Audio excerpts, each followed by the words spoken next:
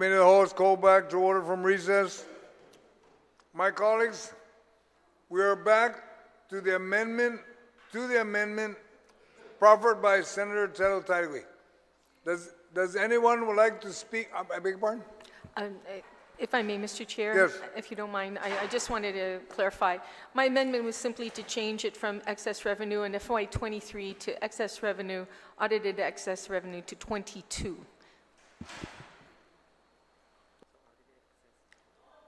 Okay. Does anyone would like to speak to that amendment? Please don't walk far. Oh, one, we just lost quorum. Oh, 1 minute.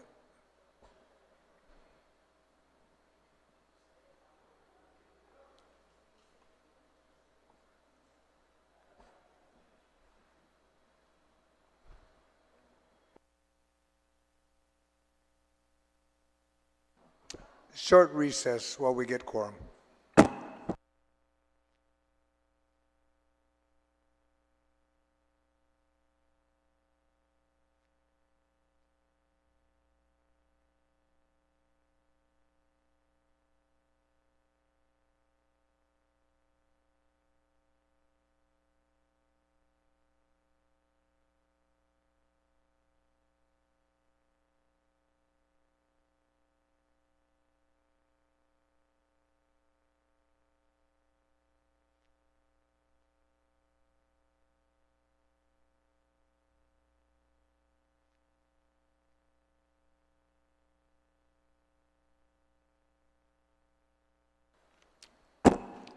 Committee of the Host, call back to order. We have quorum. Does anyone would like to speak on the amendment as amended or to be amended? Looking for anybody that wants to speak on it? Nobody? Senator Perez, would you like to speak to the amendment?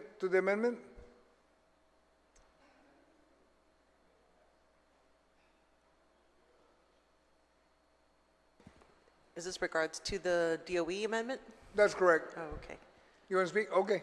No. No, you're good? Nothing, yeah. Okay. Are there any, nobody wants to speak? Are there any objection to the amendment? There is one objection. All in favor of the amendment to the amendment, please raise your hand. Motion fails. My colleagues, we're back to the amendment. The amendment, I understand, we just walked in. Yep. We're gonna call for the vote. Okay? Okay. Are there any objection to the amendment as presented? Object. You have objected?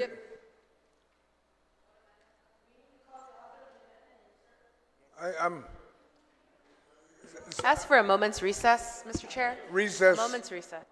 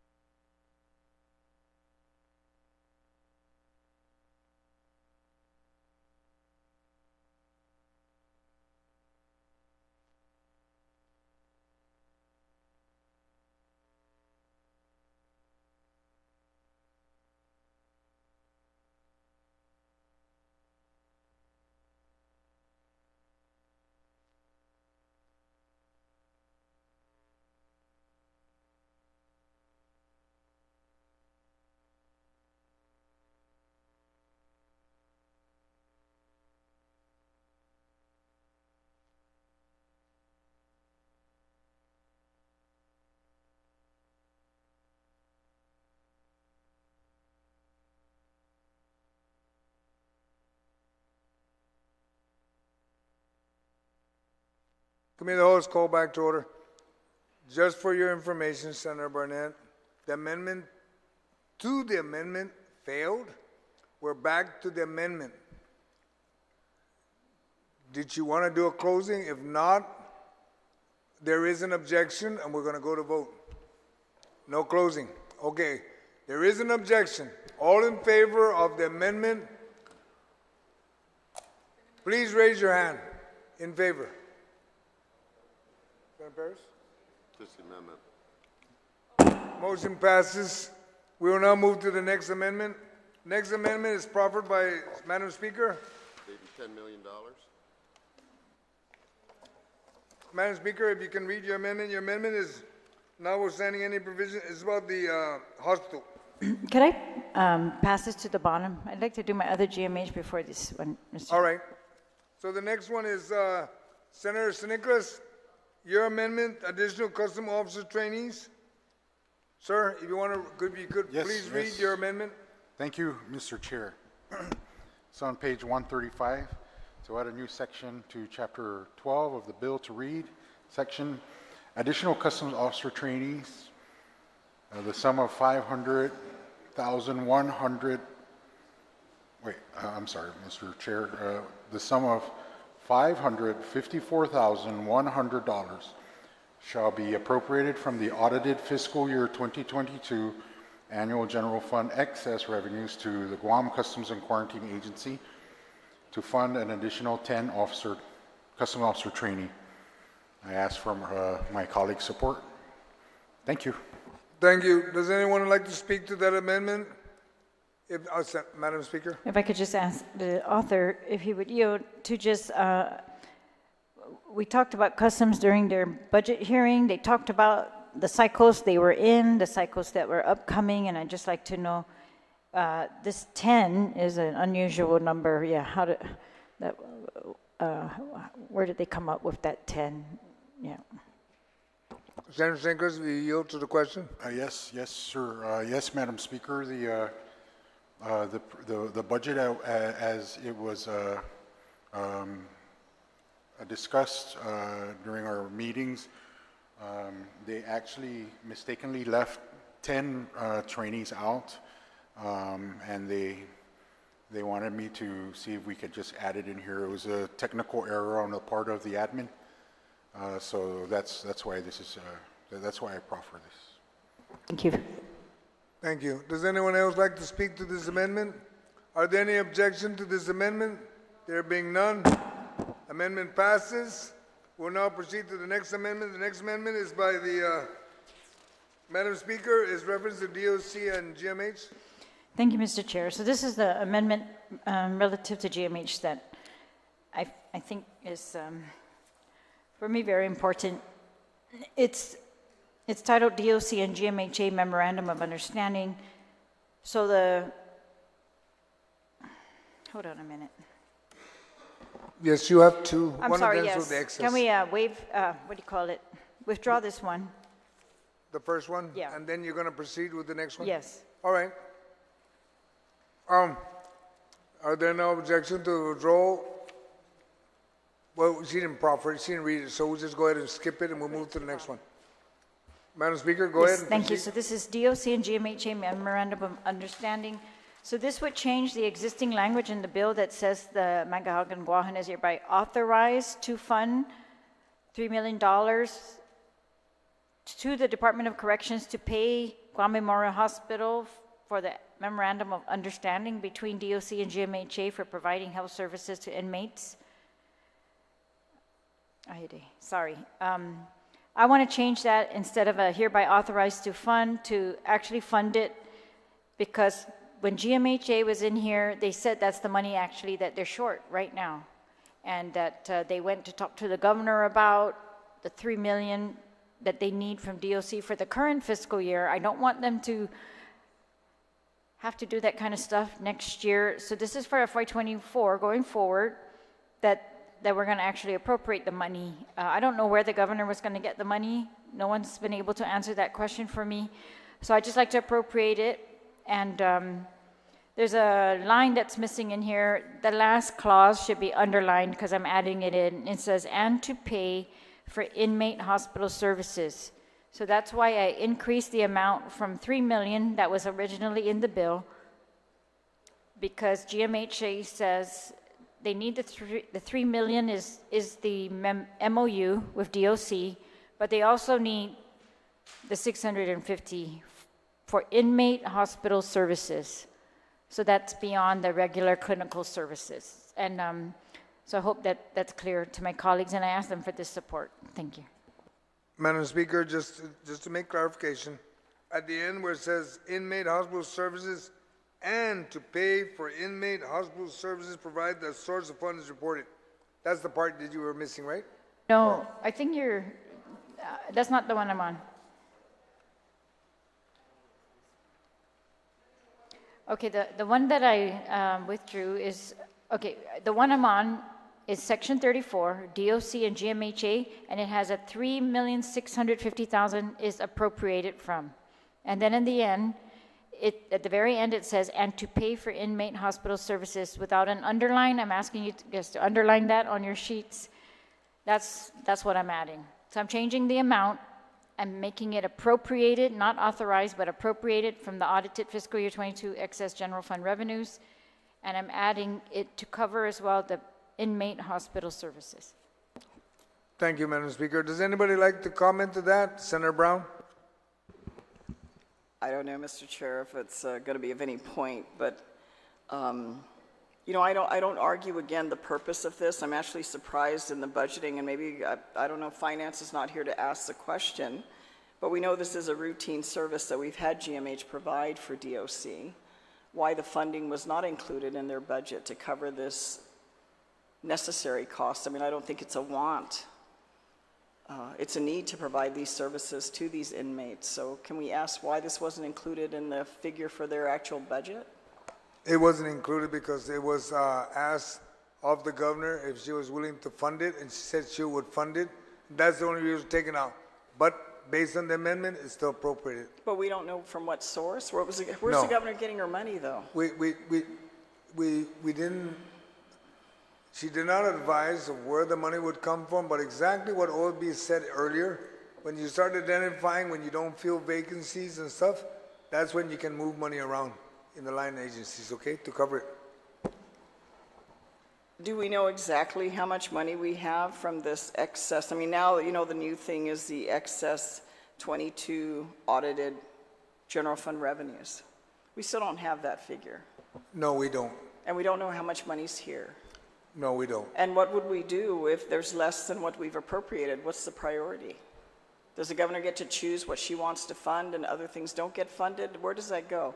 I don't like operating in the blind. If this money was here, why wasn't it included as part of our extra category on general fund revenues? Just add this potential, I love that word, the potential in revenues, and so we actually know what we're appropriating. We're appropriating in the blind. Let's take a quick recess and let me find OFB folks. I know they're in the building somewhere. Appreciate it. Thank you. Quick recess.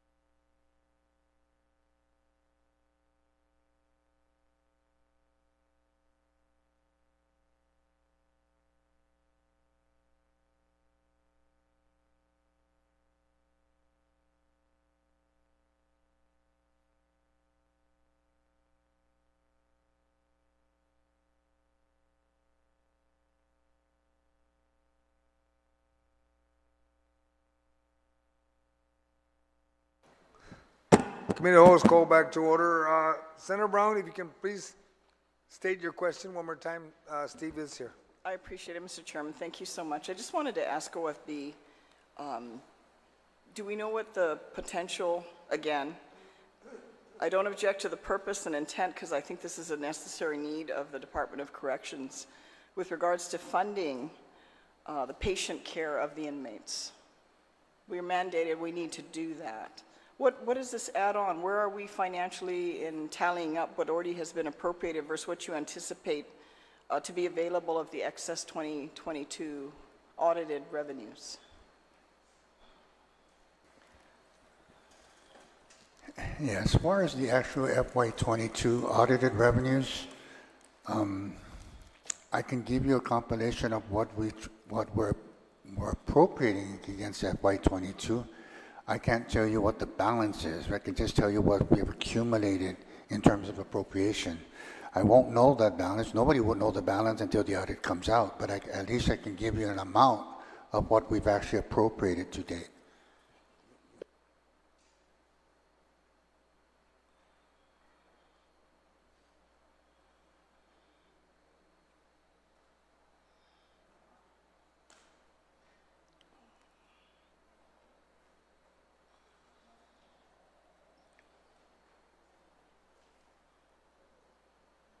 Man, I'm so tired of eating.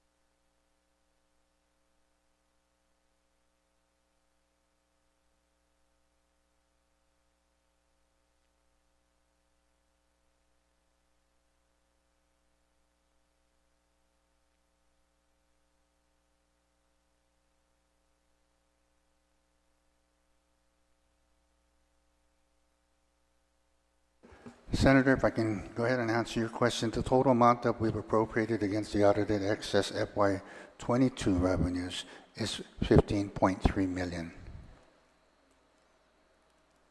And this does not include the 3.6 as for the proposal for the DOC GMH. This is without it so far. Yes. And in the event, you know, again, in the event and we don't know, of course, till we get the audited amounts, but in the event it falls short of what's all been appropriated in here, is there any priority that the governor will have in what gets funded, or is that going to be at the discretion of the governor what gets funded? From recollection, my recollection in the past, Senator, is that whenever revenues don't come in, at least to cover the amount of appropriation, then it's really, all those appropriations are basically in limbo because there's no priority as to how you fund these appropriations. It's a matter of maybe a pick and choose. Maybe the administration may want to do it that way, and they will fund and appropriate those appropriations, I guess, at their discretion. And those appropriations that don't have sufficient funding will just go on the books as being appropriated, but they will not be released or expended. But you need to account for the appropriation to make sure that it balances what the body has appropriated. Yes.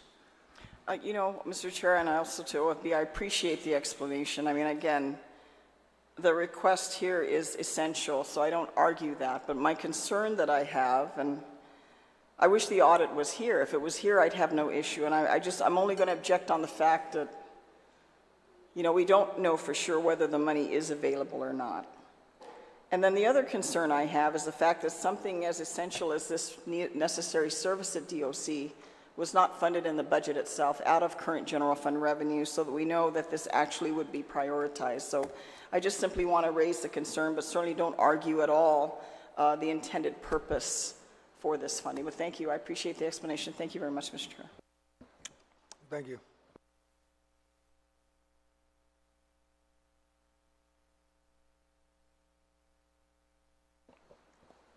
Just to bring clarity, okay? The budget initially started to put that money in, but then when we met the governor, she agreed to fund it. So, okay. Anybody else like to speak to this? Senator Tello? And then followed by Senator Barnett. Thank you, Mr. Chair. Knowingly that 15, there was a question actually earlier about the amount of money that we've already appropriated from the FY22 excess revenue, and being at 15 million so far to date, and this is not including, Steve, this 15 million is not including the proposed amendment, correct?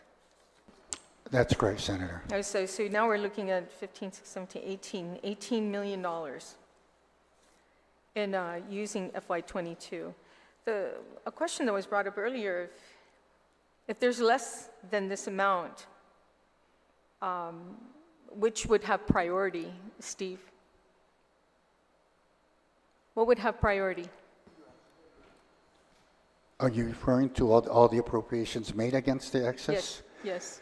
In the event that there's not enough in there, which one would have priority? Yeah, as I mentioned to Senator Brown, what it is it's kind of like the way the administration has done it before. My experience is that they will fund whatever they feel they would like to fund based on whatever actual excess revenues exist.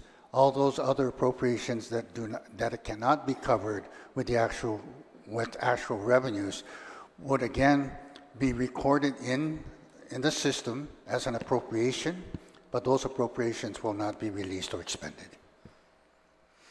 So there's really, it's up to the administration how they will fund these amendments that we've made in the budget bill using excess 22, correct?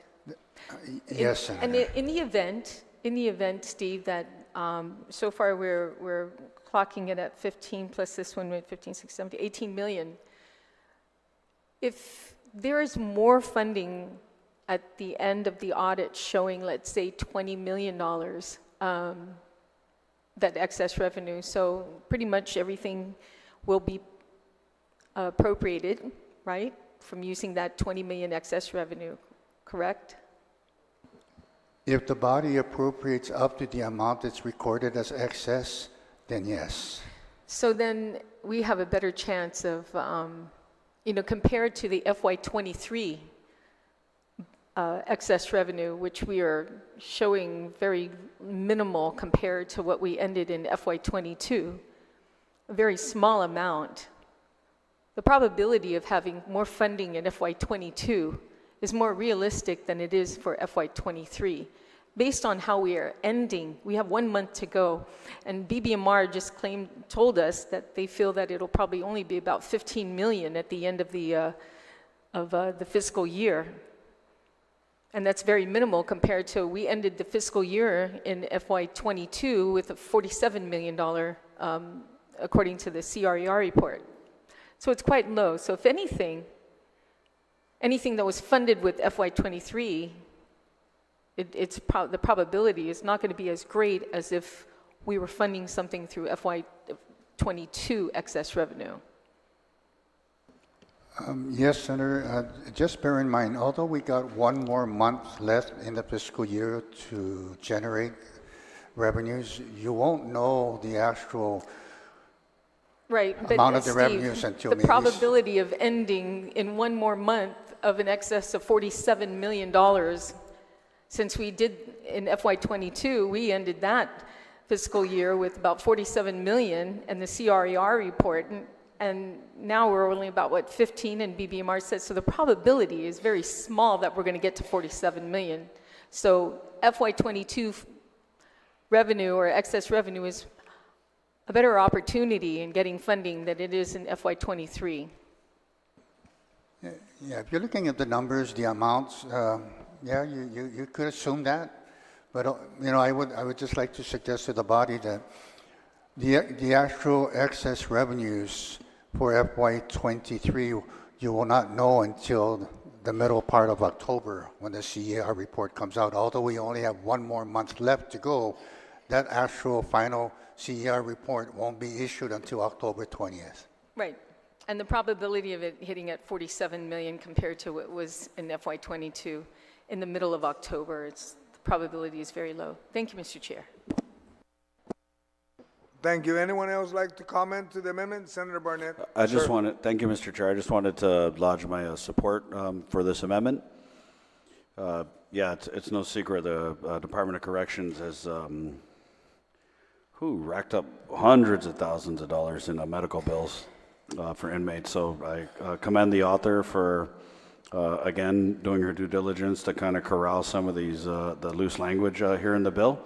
And I know that just in communication with the Department of Corrections, one of the issues they have is when they transport inmates or detainees up to the Guam Memorial Hospital, it's a challenge for them to monitor these inmates and detainees because of the corrections officer shortage. So I'm very grateful that also in this budget, we're able to fund another cycle of DOC corrections officers. So I obviously, as the Oversight Chair of Department of Corrections, rise in full support of this amendment and implore my colleagues to do the same, Mr. Chair. Sidos Masi.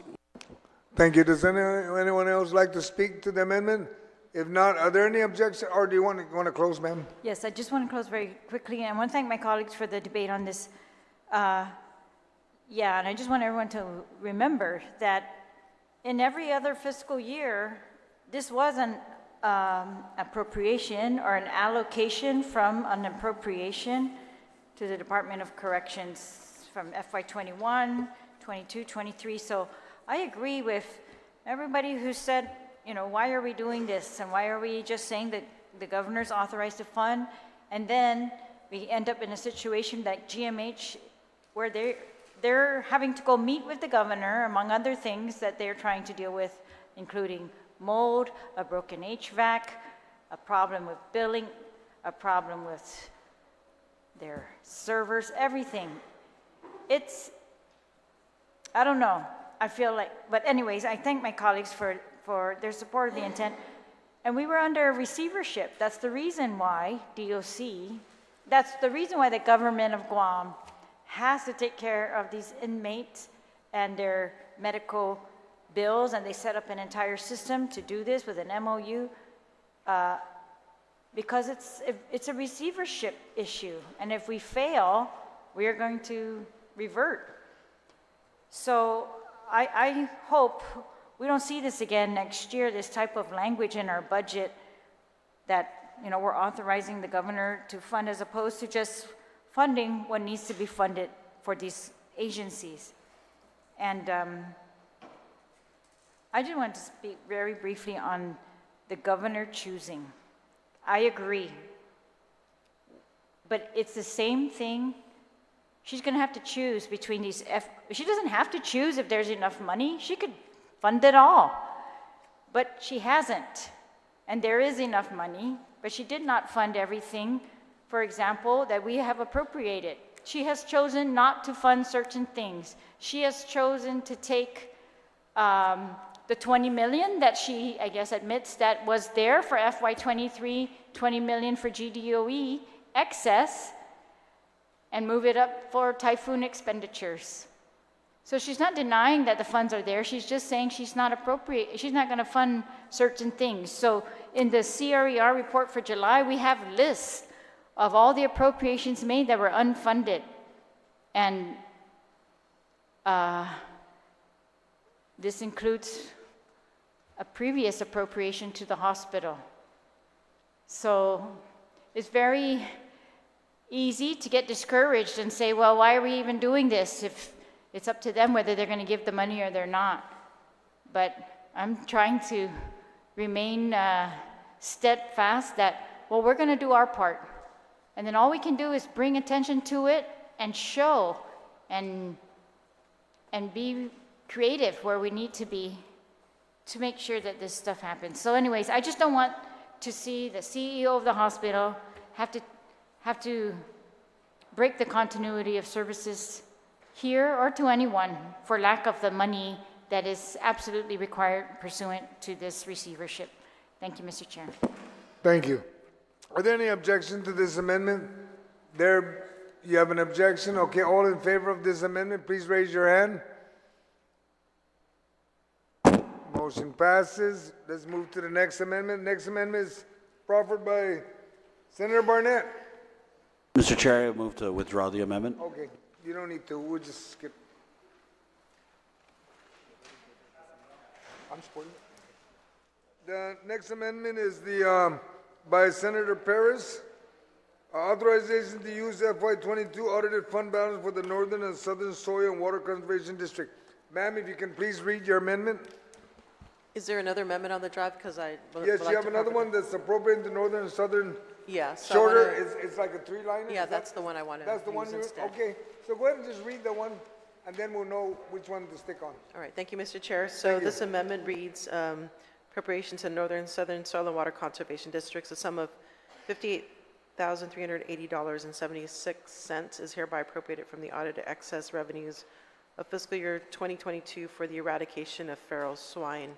And so what this money would do, it actually would meet the federal match that is needed to increase their efforts to feral swine eradication. So currently, what the current funding would do, if it stayed status quo, basically the services would be reduced, so that they are would be left at if the funding was status quo, then they would be able to work full-time. They would be able to hire a full-time employee for only 37 weeks out of the year, which means they would not be able to answer calls for the rest of the year, or they can work part-time, which means basically the efforts to eradicate feral swine would be much reduced.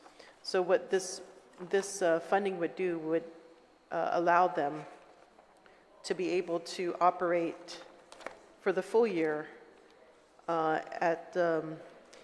so they can be able to respond to residential sightings and increased trapping efforts.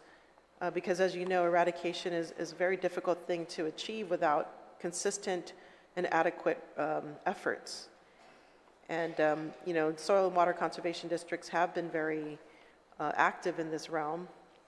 And as you know, the environmental damage that they do is cause a lot of, especially in the South, they're one of the big reasons for erosion, coral impacts to corals, and not only that, they've been tested by USDA. They've been found to carry diseases, and so which has happened. I mean, there has been illnesses that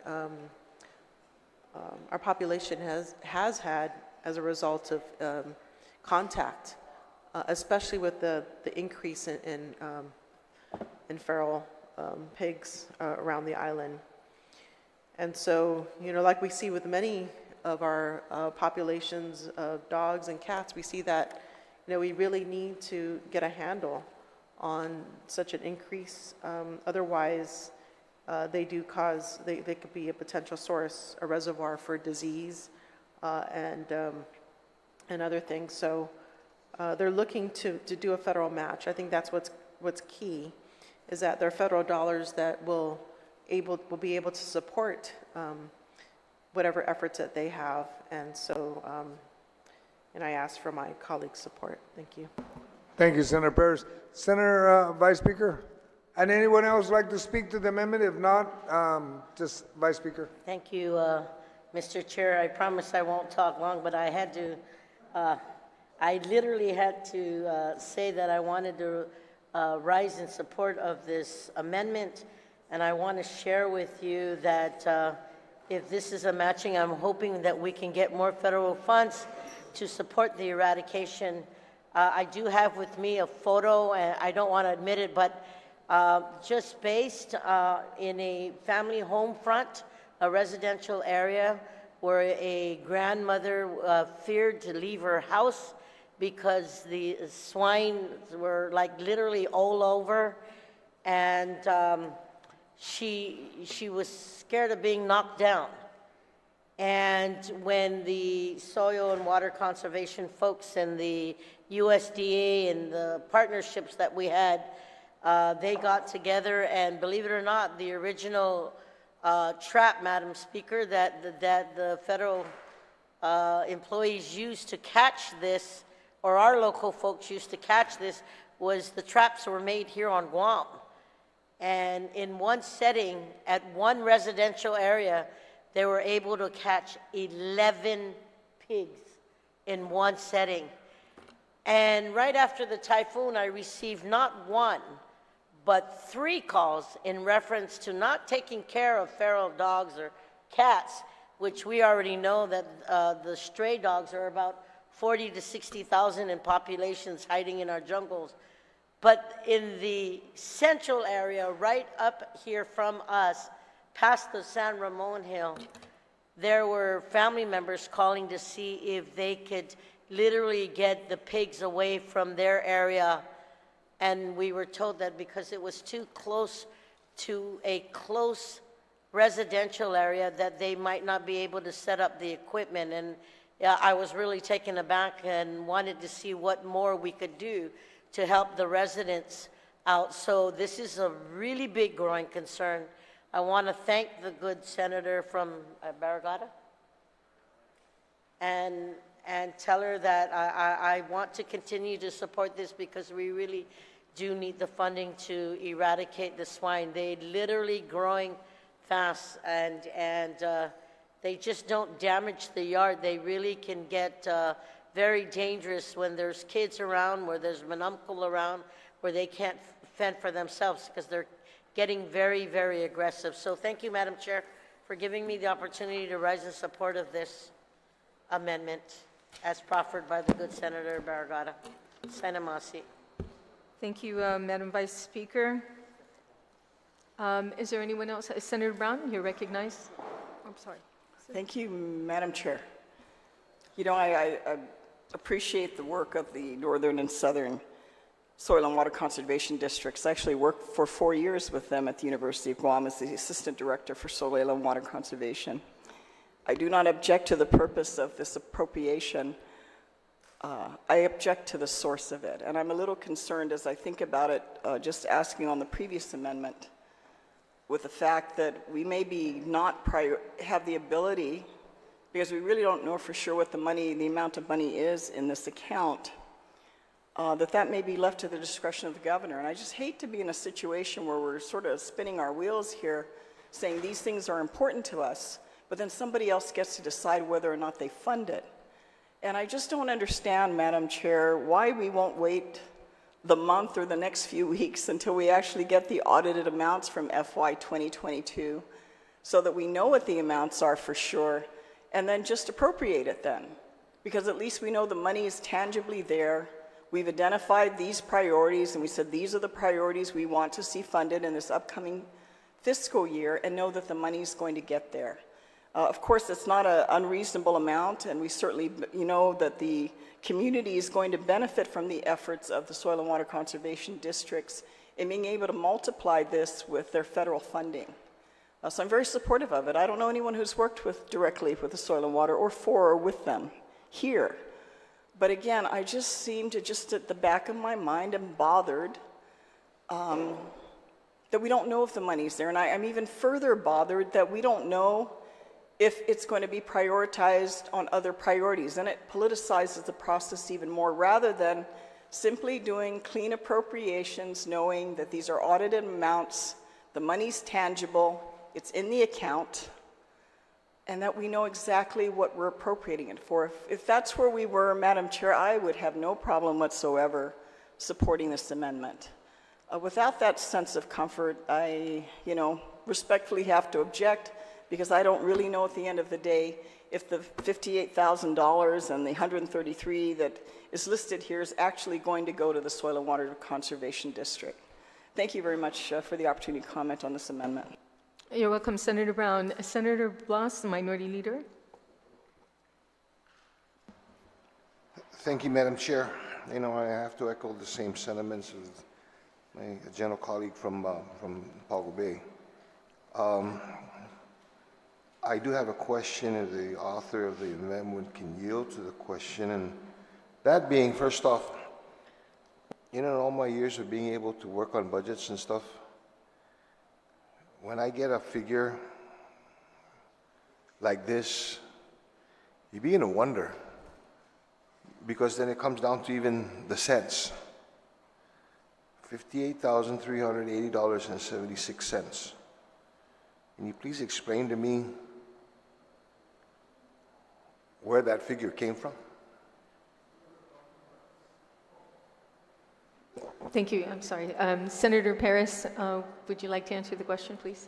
Yes, I yield to the question. So basically, the shared, so it's federal matching, and what the Soil and Water Conservation District's matching is 45 to 55%. So that number is 45% that they're going to put in, and USDA is going to put in the 55%. So that would almost double more than double their efforts to eradicating swine. So it's going to boost this investment. What would be final with the two figures? I'm sorry? What would the final figure be? So you would have to make that calculation. So 58,000 is 45%. So that would be, I would just have to make that calculation. Well, and I guess another question, Madam Chair, if she can yield, is obviously this is a matching. Is there a time frame for when this money is? Senator Paris, would you answer, please? The question about a time period. Sorry, looking at the documents, what it says, it would be for fiscal year 24.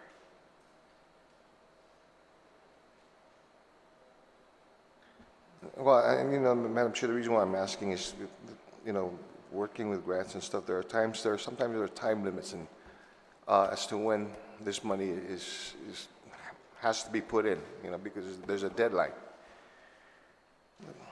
You know, and so, again, I agree with the purpose. I'm concerned with the funding. You know, as was stated earlier, you know, while, you know, as compared to other appropriations that this body has had to deal with, whether it be from this funding source or another funding source, this is minuscule. However, it's just the principle of appropriating, especially this money so specific when we don't know whether or not it'll be there. And as the sentiment has been growing and has been said on this floor over the last half hour or so, and the concern is we have, because now it's been taken from, with all other appropriation measures, no funding source and everything, it is now left to another individual, the governor, to prioritize, to say as to whether or not this is going to be funded. There were many projects that have been talked about on this floor, or many appropriations for programs that talked about on this floor that I'm sure that the authors of the measures will want to make sure that this is prioritized. But the fact of the matter is it isn't. Okay? Whereas, because it's left to her discretion.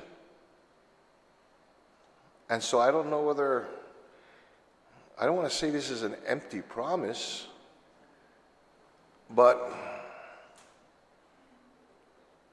you know, you just want to make sure that when you say you're going to, there's money that's going to be available, or there's money for this program, that there is money for that program, and that program, there is the authorization, there's the authority, and there's a direction to you be able to use the money for that program. And there isn't. So I needed to articulate my concern with regard to this amendment. And, but, you know, again, with this measure, along with other measures, if we had a solid funding source and other things that we don't have to worry about, and as far as the bills that are owed, I don't have a problem. But I do have a problem when there are a number of uncertainties, okay, on this thing, and there are still, if we had the real money, there are still real concerns that we also have to prioritize. Thank you very much, Madam Chair. You're very welcome, Minority Leader Senator Blas. You know, at this time, colleagues, I'm going to have Steve from OFB kind of explain something about the funding that he shared with me, and I think it should be adhered to for everyone to hear what he has to say about this amendment, please. It's regarding the funding source. Okay, go ahead. Yes, Senator. You know, it was brought up to my attention that this $58,380.76 is basically the balance of the FY22 appropriation made to the program. What this measure proposes to do is to reappropriate the balance back to the agency. May I just kindly suggest, instead of going that route, why don't you just give them the carryover authority to use the available balance? Okay, thank you, Steve. We're going to take a short recess.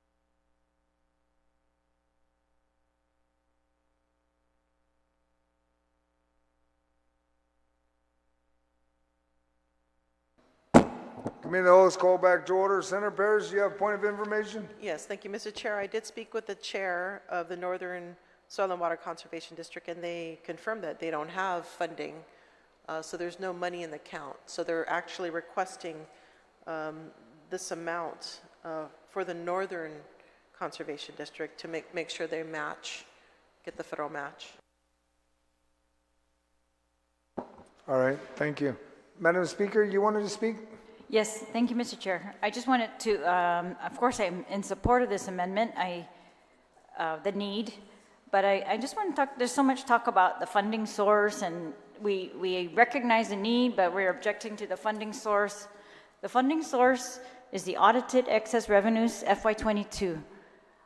If you ask me, this funding source is the most reliable funding source that we are appropriating in the bill, because the FY24 regular funding source is completely fictional at this point. It's anticipated, it's, you know, it's projected. They're not actual. These are actual. This is actual. We have CRERs that show actual collections, and with the actual collections in the CRER, there's more than enough to cover this. So I find this funding source reliable. I find that if we have a great need, let's do this. There's no, it's kind of like if we're going to extend that logic that we have to wait throughout FY24 until we see the actual revenues that we receive, then we wouldn't even have a budget. That's exactly what a budget is. We're projecting revenues and we're projecting expenditures, and we're actually authorizing them before we receive the money. This one, we're receiving the money. Otherwise, they're not going to get it. There's no risk. Not an empty promise. It's actually the best place to put your bets, if you ask me. It's going to be audited, they're going to be actual, and they're going to be in the next couple weeks. So unless somebody spent that money on something that no one in here knows about, including OFB, then we will find ourselves in a very unusual situation. Otherwise, I find this to be very reliable. Thank you, Mr. Chair.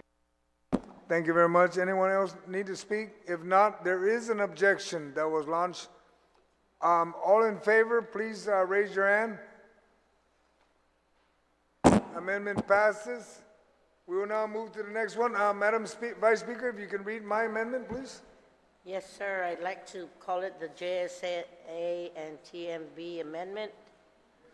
And it's to add a new section to Chapter 12, miscellaneous provisions of the bill, to read, appropriation to the Guam Ethics Commission, the sum of $126,000 is hereby appropriated from the audited excess revenue of fiscal year 2022 for operational expenses in fiscal year 2024. Again, this was something that I passionately spoke about earlier, Mr. Chair, in reference to the Ethics Commission, and only believe it's fair that based on the desk audits that were done and the need to reinstate this funding for those employees whose positions went through that desk audit, and when we worked through the merit system, Mr. Chair, you can't take it back. So I'm really hoping my colleagues support this, and I thank you for giving me the opportunity to rise in support of the Ethics Commission. Thank you, Vice Speaker. Does anyone like to speak to this? Senator Tello? Thank you, Mr. Chair. Mr. Chair, I remember we had dealt with this amendment earlier on and discussed, and actually this amount was not agreed to by this body, and it was voted down. So now we're here, you know, adjusting. What, did everybody decide to show up for session this time to get the votes in? Because this is, Mr. Chair, is ridiculous. You know, when it went through, it didn't pass. I mean, it didn't go through, it was introduced and it didn't pass, and now we're here again. No, Senator Tello, it was reduced This is only funding what was reduced, that's all. Yeah, exactly, Mr. Chair. It was reduced for a reason. Here we are creating, a whole new civil service number 2. It wasn't intended to create a whole agency at the Ethics Committee. From what I gather, it was only supposed to be about 2 or 3 people, and one of them were to help do the training of individuals on the ethics course. But now you're creating a whole agency. What are we doing here? You guys were creating jobs, political hires, supporting political hires, paying for them, and now we're creating a second civil service commission. Point of personal privilege, Madam. Excuse me, Mr. Chair, there is there's no a point reason of for personal privilege. I am Senator not Tello. creating There political is jobs, not. sir. Senator Tello, I did not mention anybody by name, Mr. Chair. So you need to make a Understood. call. he called for a I stated personal my privilege. point of personal privilege, and I talked about not creating political positions, sir. These positions were already stated. Most recently, when the governor submitted the bill down, and you guys were Mr. speaking, Chair, there this was is a not desk a audit point of that was person. This done, is a debate right and now. I'm just saying, The sir. individual is debating, Senator- Mr. Sir, Chair. I'm Senator not debating, Tello. sir. It is. It's a Out of debate. order. Senator Tello, you're out of order. Please calm down, let her finish, and I then you am can calm. comment. You're the one that's supposed to keep order, Mr. Chair, I and know am. the difference between a point of personal privilege and somebody debating on the floor, Mr. Chair. Please make the call correctly. I'm allowing the personal privilege to be declared. Now, can we move on and let her finish, and then you can continue speaking? Chair. Thank you. Mr. Chair, I stated my case, and Thank you. Thank you. Senator Tello, please continue. The clock's still on you. So once again, Mr. Chair, we are sitting here increasing the Ethics Committee when we know that they have the funding already to provide the bodies that are there now. I mean, for them to hear later on, I think it was after the discussion, I was talking with the director of the Ethics Committee and found out that they were hiring individuals not even having the funds to cover their salaries. Yes. In fact, OFB can confirm how much funding is in with all those bodies that are there. How much funding did they have left to be able to make payroll, the next 2 payrolls? Because according to OFB, they didn't even have enough money to make payroll, but yet they hired individuals knowingly there was not enough money to make payroll. So who did they have to call in this legislature? Hey, fund us. Even though we filled these positions, we still need some money to do it. That's not the way to do it. In fact, if you ask me, that's illegal. Nobody's supposed to be hired unless they have funds that are there, that are authorized, funds that are available before doing that. So my question to OFB is, how much funding do they have balance left over to pay for their salaries for the next 2 pay periods? Senator, if you give me a moment, I'll pull up the file. Absolutely.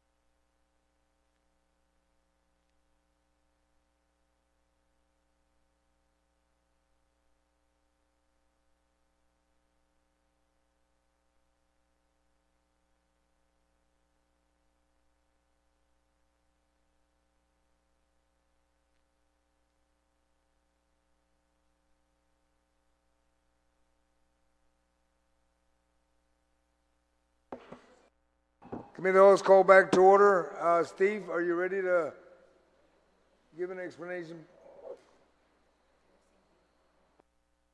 Mr. Chair, if I may, just to reiterate, my question was, how much money do they have, ethics has left? Can they make payroll in the next 2 weeks? And the other question is, you know, how do you do that? You have to certify funds in order to do that. So, oh, quickly, time me, quickly.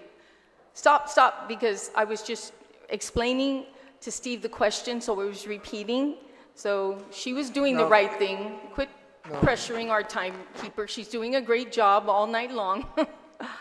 So I was just explaining. Okay, it's done. You're done explaining. He knows what he needs to explain. Steve?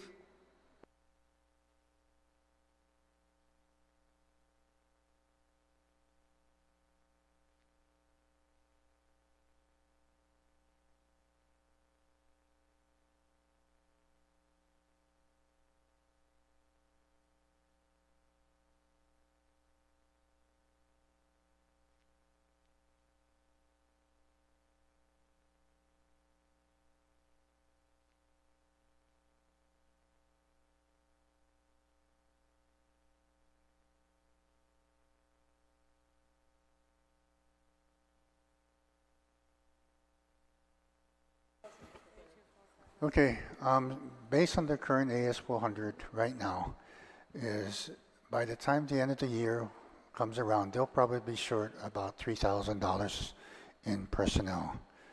Bear in mind that during, I believe back in January, February, when the agency went through a reclassification of, I believe, three of their positions, that funding for the reclassification was not basically part of the appropriation in the FY2023 budget. So I believe that in the execution and implementation of that reclassification, it ate up more of their personal funding that was actually appropriated in the budget, thus resulting in a shortfall. So Mr. Guerrero, I was told that the increase you're talking about, DOA had subsidized many of the agencies. And if I'm not mistaken, they received some funding from DOA. If you're talking about the 22%, Senator, you're correct. But right, they were subsidized. They do not fund any type of reclassification, which is separate and apart from the GPP. So they went from unclassified to classified employees, right? I don't know about the classification. I only know about the pay adjustment because of the audit. Oh, they were classified. So that being said, Steve, the question I have is how can you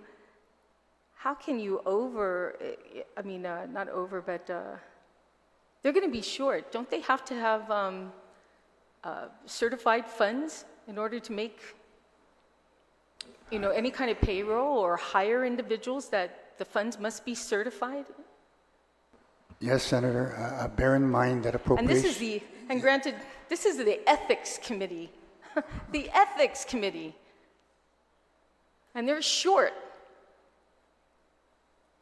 Spending money that they don't have. It's not very ethical. Anyways, Mr. Chair, that's okay, Steve. You already explained they will be short. Based on the current trend, Senator, yes. Thank you, Steve, for that, and for your OFB team for this evening, by the way, staying late. So, Mr. Chair, that being said, I'm going to have to object to this amendment. And, I appreciate what you're trying to do, but we also have to realize this is a board that's turning into some kind of agency within the government, and I don't think that was the intention. And continuing to fund them like this is, just making it grow. Why?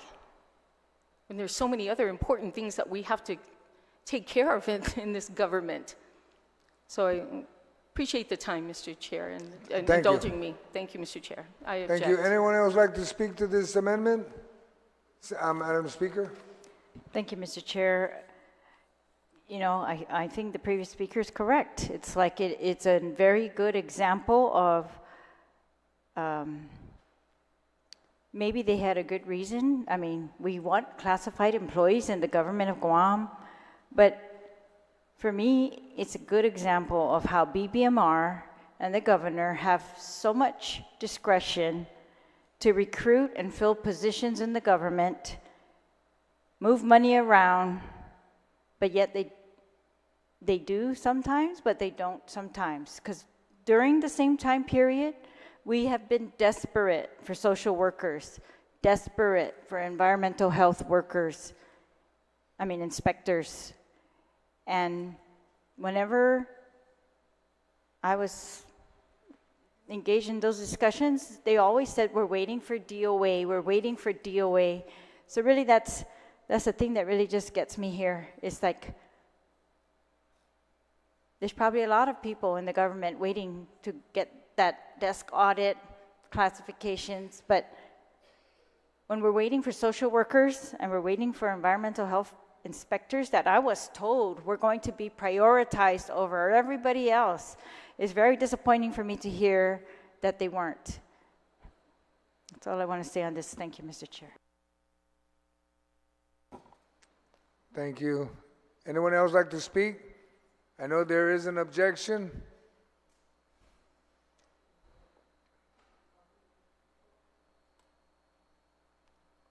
There's no one. There is one objection.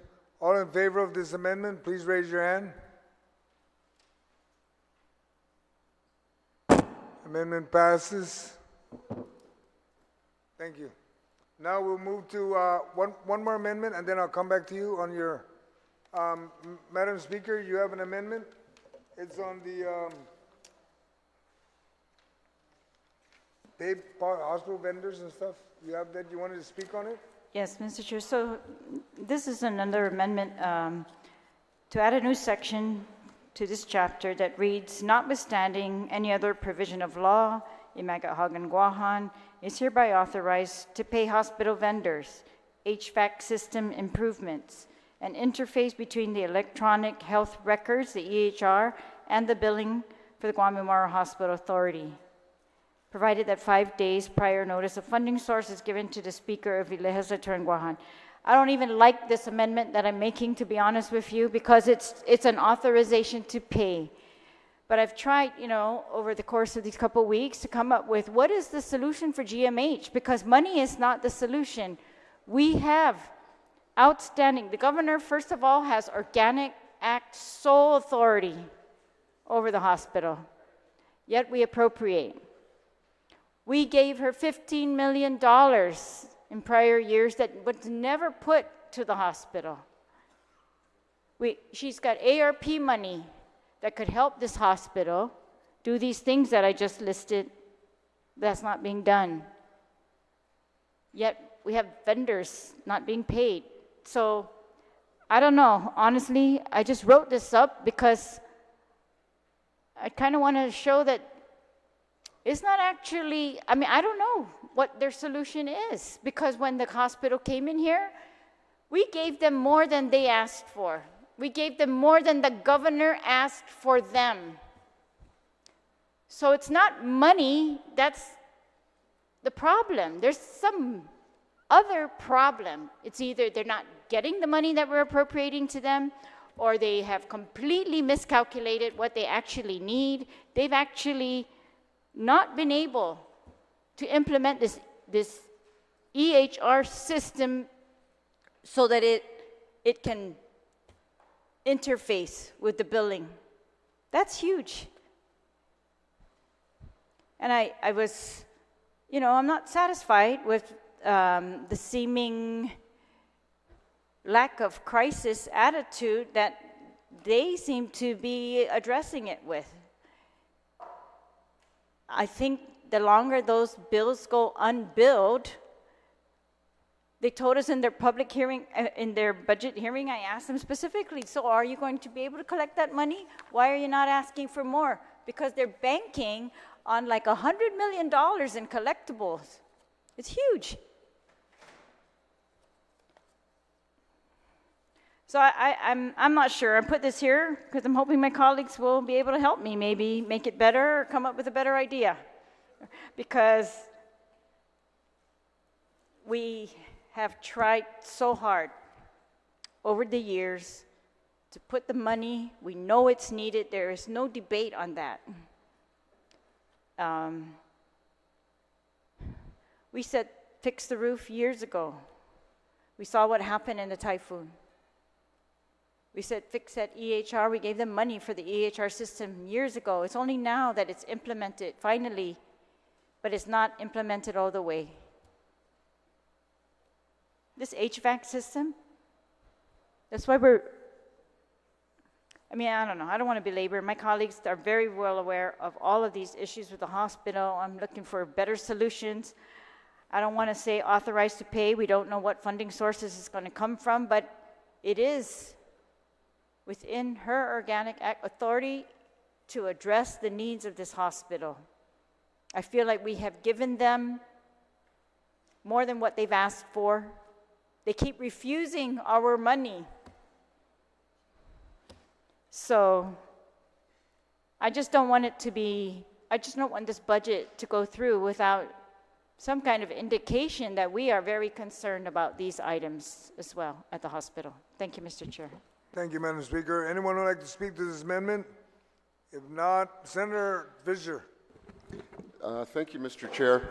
I'm looking at this. It says, notwithstanding any other provision, et cetera, she or whoever will be the governor is authorized to pay the hospital vendors pursuant to this amendment, which she could do anyway pursuant to her Organic Act authority.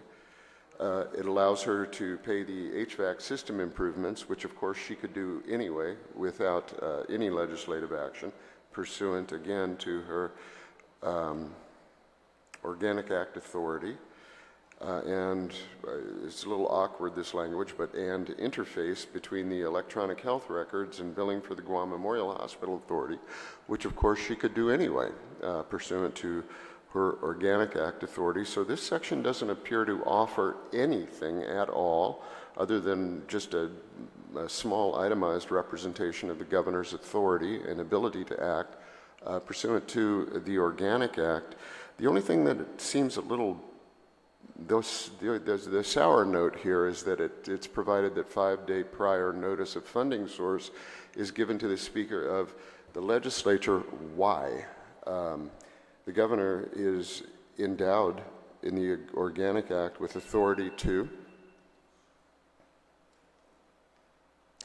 pursuant to the Organic Act with the authority to do all these things. This is just we're just trying to provide ourselves a device by which we can fetter the executive branch. I don't understand this intrusion into executive branch discretion. It is not our place to get up there and meddle in the minutia of her exercise of Organic Act authority. It perverts the relationship between the executive branch and the legislative branch. I think that's fairly obvious. If an individual really wants to get into the weeds here and start meddling with this authority, I suggest that she run for governor in the next 3 years. Other than that, let's let the executive do what the executive has been doing. Thank you very much, sir. Is that an objection to the amendment or just a comment? Comment and an objection. Oh, okay. Senator Barnett, you wanted to speak to this amendment? I did, Mr. Chair. Thank you. Yes, the governor has a lot of Organic Act powers. And those are all great if she uses them. But clearly, it's not being used here. And I just don't know what the play is. I mean, the previous speaker called this us meddling in the minutiae of the governor's Organic Act powers, but we are talking about the island's only public hospital that is literally falling apart. I hardly think that could be characterized as minutiae. It's a very serious issue. And again, I'm not sure what the play is. You talk to some people out there and they think the play is to continue to let the Guam Memorial Hospital fall apart so that the new medical complex, wherever it's going to be, looks that much better. And I hope that's not the case. I really do hope it's not the case. And so we're left in the position to do things and try and be creative to force these issues. And what are we trying to force here? We're trying to force something that we shouldn't have to force. And so while some call it meddling, I would say that we're within our authority and within our power to kind of nudge, I guess, is one way to put it. And we're requiring the reporting of the funding source because we have been through this budget bill, and we know just from this term and prior ones that money gets moved around and we have no idea where it came from. You got people out there who are just so gracious to the governor for her help, but the reality is this money that she's helping these agencies, whether it's the mayors or whoever, it comes from somewhere. Whether it's the $10 million from the Guam Memorial Hospital that was appropriated and never arrived, or $20 million from the Guam Department of Education. So yeah, I totally agree with the amendment, and I again ask my colleagues to support it. Thank you, Mr. Chair. Thank you. Anyone else like to speak to this? Senator Guåhan, did you want to speak? Yes, sir. Can I speak? Yes, por favor. This is Masi. Thank you very much, Mr. Chairman. Mr. Chairman, I stand in full support with of this amendment. Like what I said the other day too, I wish I know the funding source to be able to bail GMH out, and hopefully we will find that. You know, Mr. Chairman, let me read a couple texts of about a dozen texts I received today. This article, and I won't mention their names. I didn't get permission to put out their names, but I got permission to be able to read the context of their WhatsApp to me. This is regarding the hospital. It says the article this morning doesn't include ICU. Certainly hope internal memos include ICU fans. Fans are up and running. It's a very trying situation. My mom has been in ICU since Saturday. It's 83 degrees in this unit. Get the help to these people, these dedicated workers who are up here working. Now, PIO tells me emergency has not been declared for GMH. I'm not going to read the last three words that this individual put in. The other one, good morning, Senator. Your article in today's post about GMH aircon system. I went there Friday, 8/25, to register for cardiotherapy. Very stuffy in the registration room. I wanted to step out just to breathe. The therapy room, they installed the split unit to help the patients. It helped out, but there's a leak, so water is coming down the side of the walls. Maintenance cannot find where the leak is coming from. But yep, there is water on the floor from the ceiling coming down. They had to move one therapy equipment out of the way as it was getting wet. My opinion, GMH doesn't need a Band-Aid. It needs to be renovated pronto. Thank you for addressing this issue. I started cardiotherapy, going there 3 times a week. That there's only one cardiotherapist on Guam. Mr. Chairman, the hospital's in dire situation. And again, I wish we had identified this funding source that we can give to them immediately, because not only the patients, but the workers who are there. Hospitals open 7 days a week, 24 hours a day.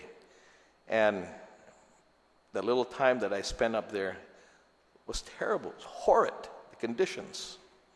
Imagine the patients and the workers that have to be there day in and day out. So I stand in support of this in this amendment, and again, we're just saying you're authorized to pay. I'm hoping that when I wake up in the morning, that we all find a way to be able to pay for such a thing. But as we stand at this point, that's the best we can do for this evening. So I stand in full support of this amendment, Mr. Chairman. Thank you very much. Thank you very much, Senator Guåhan.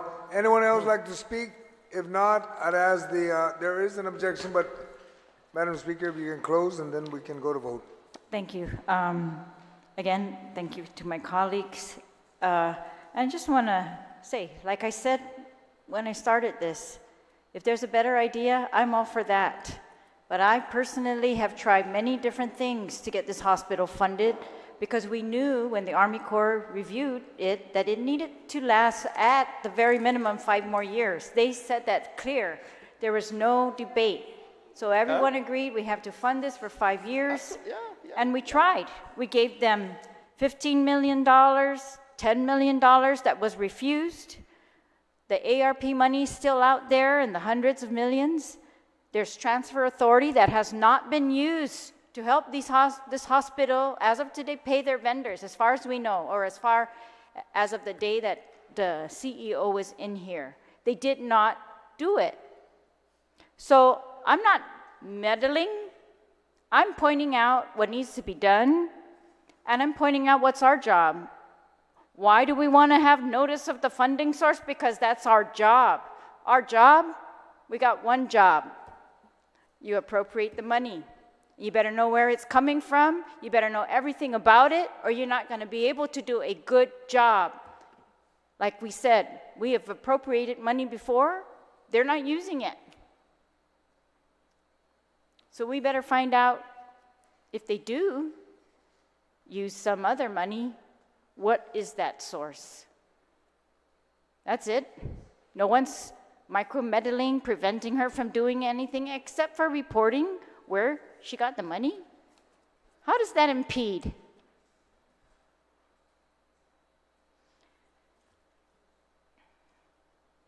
Anyways, I want to thank my colleagues who do support this amendment. And of course, we know we all have to continue to work together to get this hospital business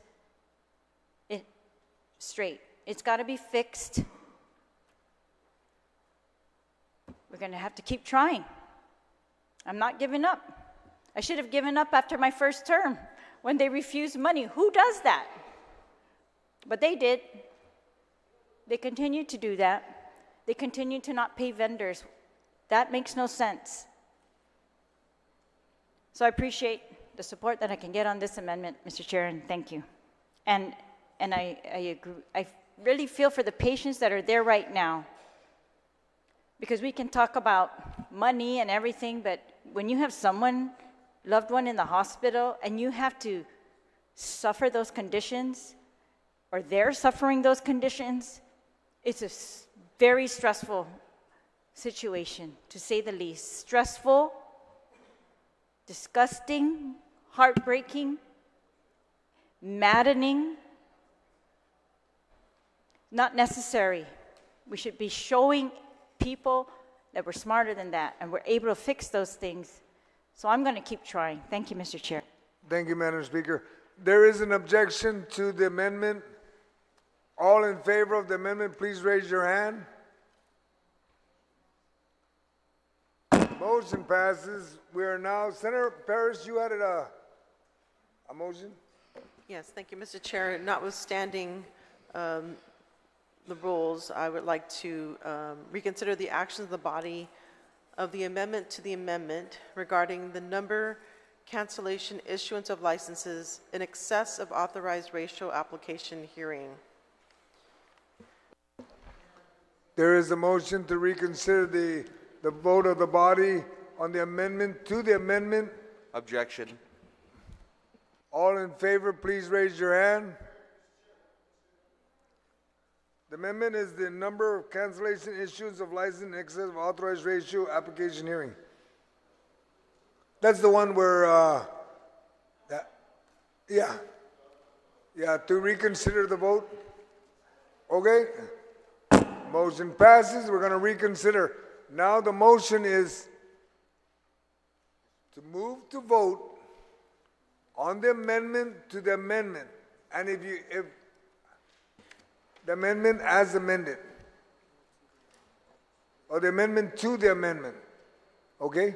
And if you want to read the amendment to the amendment? Just a point of information, the sunset clause was removed, so everything else is intact. Okay. That was the only thing. The sunset, the 8 years was removed.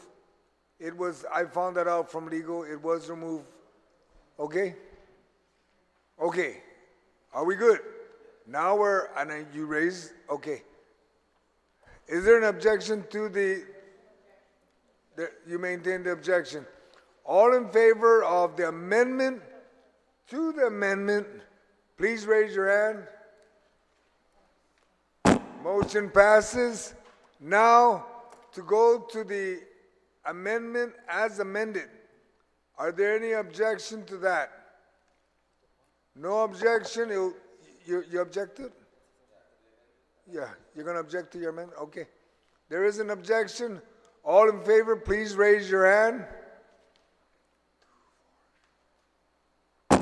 Amendment passes. My colleagues, we have completed Chapter 12. We will now move into Chapter 13. We already passed out the handouts. There's only like 6 or 8, but it's reduced because there's quite a few amendments there that's been taken out. Okay, so I hope everybody's got their copy.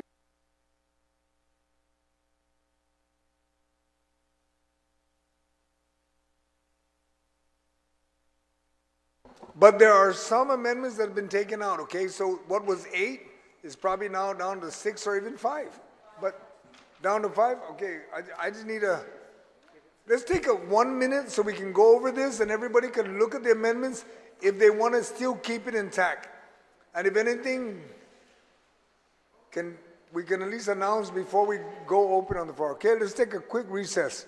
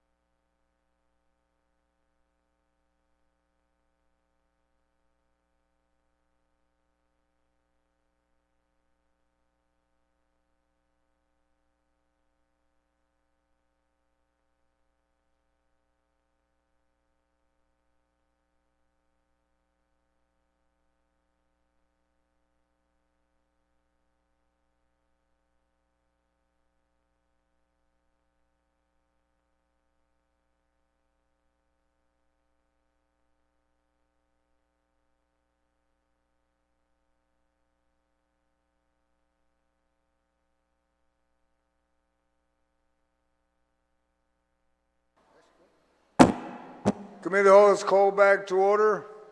We are now moved to, we are on chapter 13. My colleagues, we're at the tail end of the budget. The amendment we have here is amendment by Senator Tello Tadigui on line 3, page 143. General Fund Transfer Authority of I Magaʹhågan, Guåhan. Madam Senator, if you can please read your amendment completely. Thank you, Mr. Chair. Thank you, Mr. Chair. My amendment, of course, as you mentioned, is on page 143, line 3. It's in Chapter 13, Part 2 of the bill, and it reads, the General Transfer Authority of Magaʹhågan, Guåhan, unless otherwise restricted and specifically allowed by the Act for the fiscal year 2024, I Magaʹhågan, Guåhan is authorized to transfer up to, and this is where we strike out 15%, and in place of that is the 5% between fiscal year 2024 General Fund Executive Branch Appropriations as directed in this section.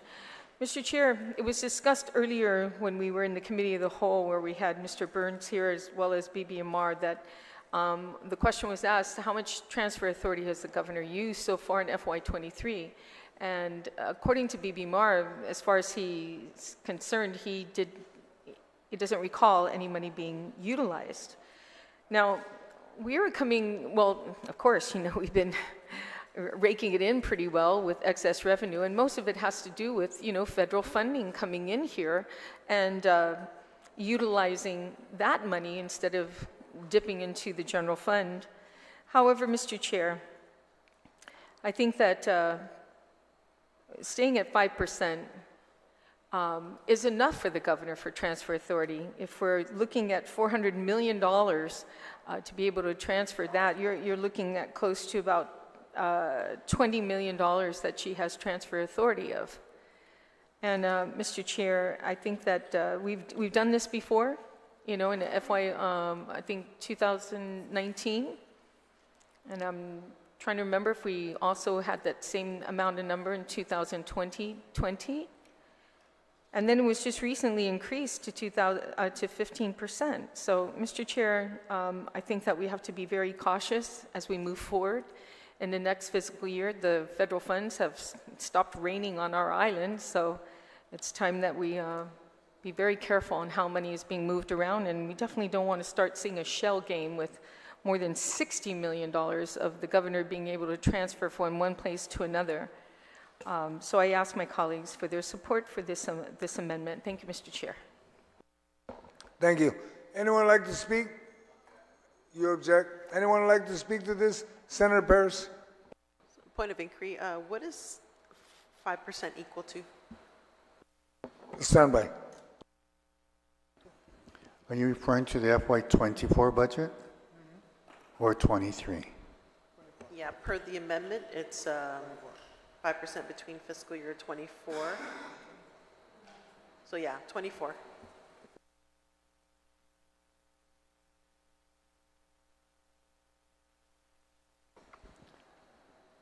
If you're picking it against the FY24, which is only appropriations that are allowable for the governor's transfer, it amounts to about $20 million. At 5%.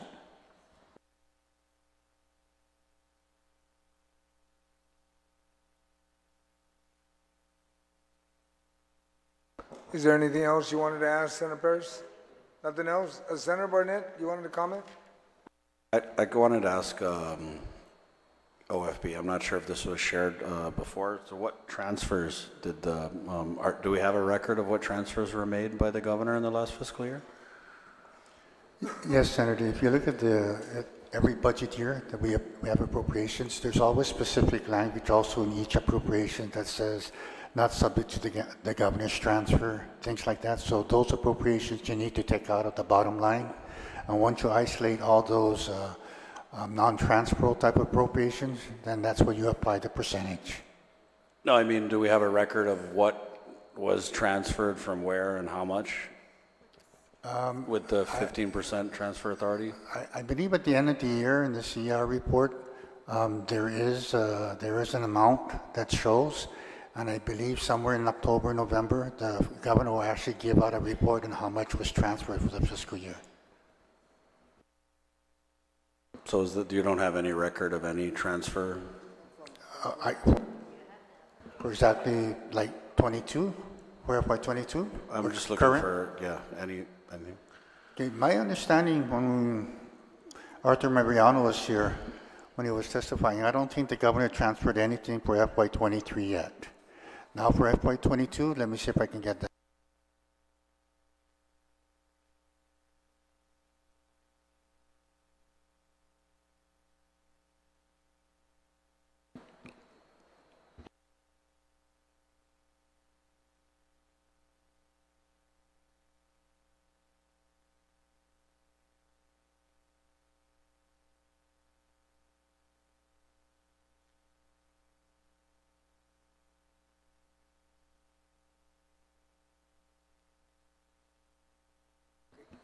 Mr. Steve, while you're looking for that, could you just explain, so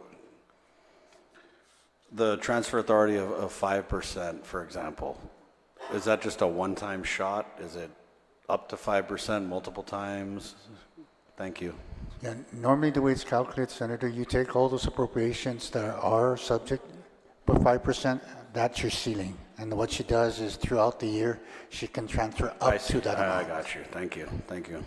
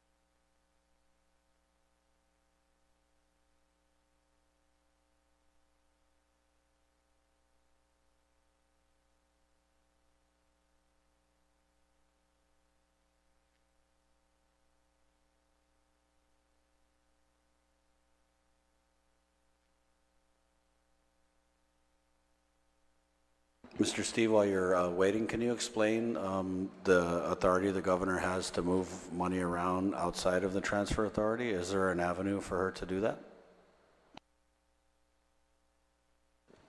For appropriations made in the Budget Act, it's strictly based on the governor's transfer authority that's in the Budget Act. Any other appropriations that are made by the legislature, again, those are kind of like specific to those projects and needs, but if the legislature is given the governor the authority to transfer from any fund source, then those appropriations also can be included as part of her transfer authority. I'm sorry, Mr. Steve, so are you saying there are ways for the governor to move money around outside of her transfer authority? I won't say she has the authority to move it around. I think she's restricted basically by the governing appropriations made in that law. But again, like I said, it just depends. If that particular appropriation is not specific and does not restrict her from moving it, those monies can be basically moved around at her discretion to meet whatever mandates or emergency nature, stuff like that. Okay, because I just want to be clear. So if the amendment passes and we limit the governor to 5% transfer authority, there are still other avenues that she can use to move money around. No, the 5% transfer, Senator, would be only restricted to the Budget Act, because that's what the authority is given. Yes, but only outside the of Budget that, anything goes. Jungle rules. Maybe that wasn't the right term. Yeah. Okay, I'll take it back.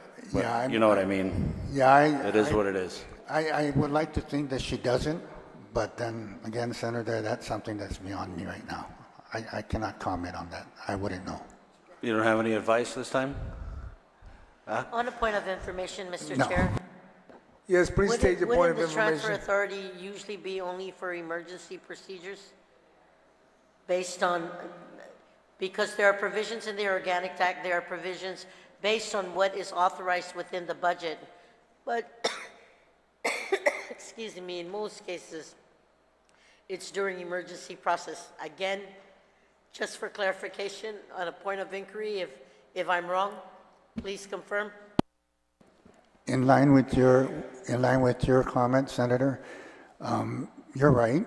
And any time an emergency is declared by the governor, she does have the authority to tap any appropriations available to her. I believe those appropriations are capped, I think, at $250,000 per executive order. But I don't believe there's any limit as to the number of executive orders she can issue.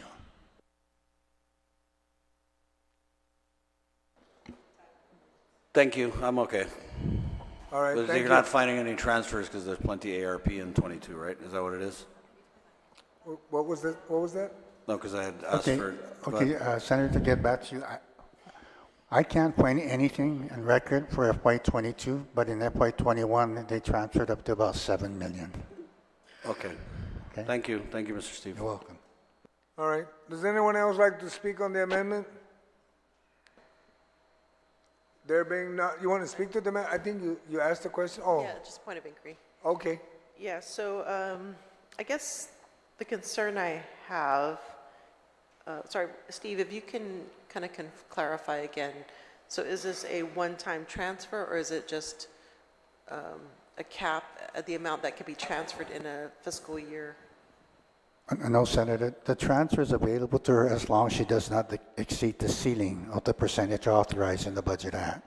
So in other words, if you take, for example, if we're going to go with the 5%, the 5% cap would be $20 million. She can transfer up to $20 million anytime during the fiscal year because the Budget Act is for 12 months.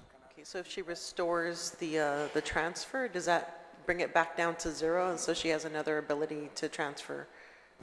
No, it's a one-time cap. Okay.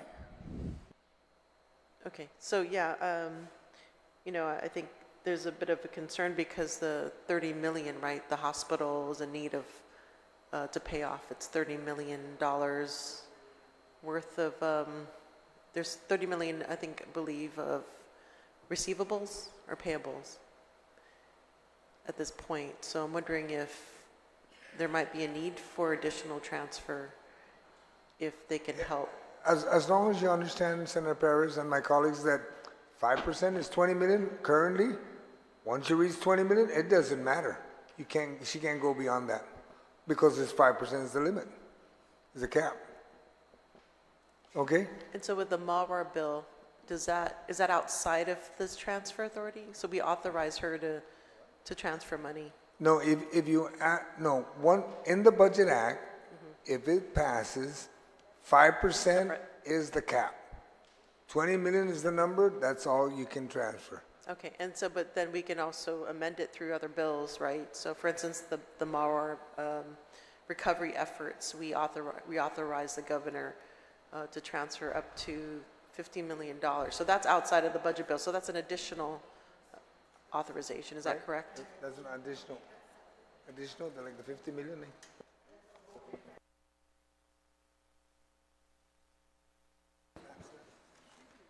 Okay, if you're referring, Senator, to the recent bill that authorized the governor to transfer up to $50 million, are you referring to that as an example? Yeah, I'm just wondering if this transfer authority in the budget bill Okay, is separate, right?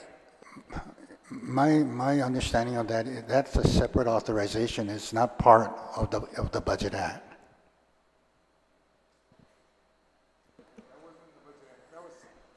That was a separate bill. It's not part of the Budget Act. Okay, yeah, okay, thank you for clarifying that. So again, I think there's a little bit of concern because there's a $30 million debt with the hospital. And, you know, I'm just wondering if maybe we need to, instead of 5%, I'd like to amend the amendment to 10%. Okay, so your amendment is to the 10%?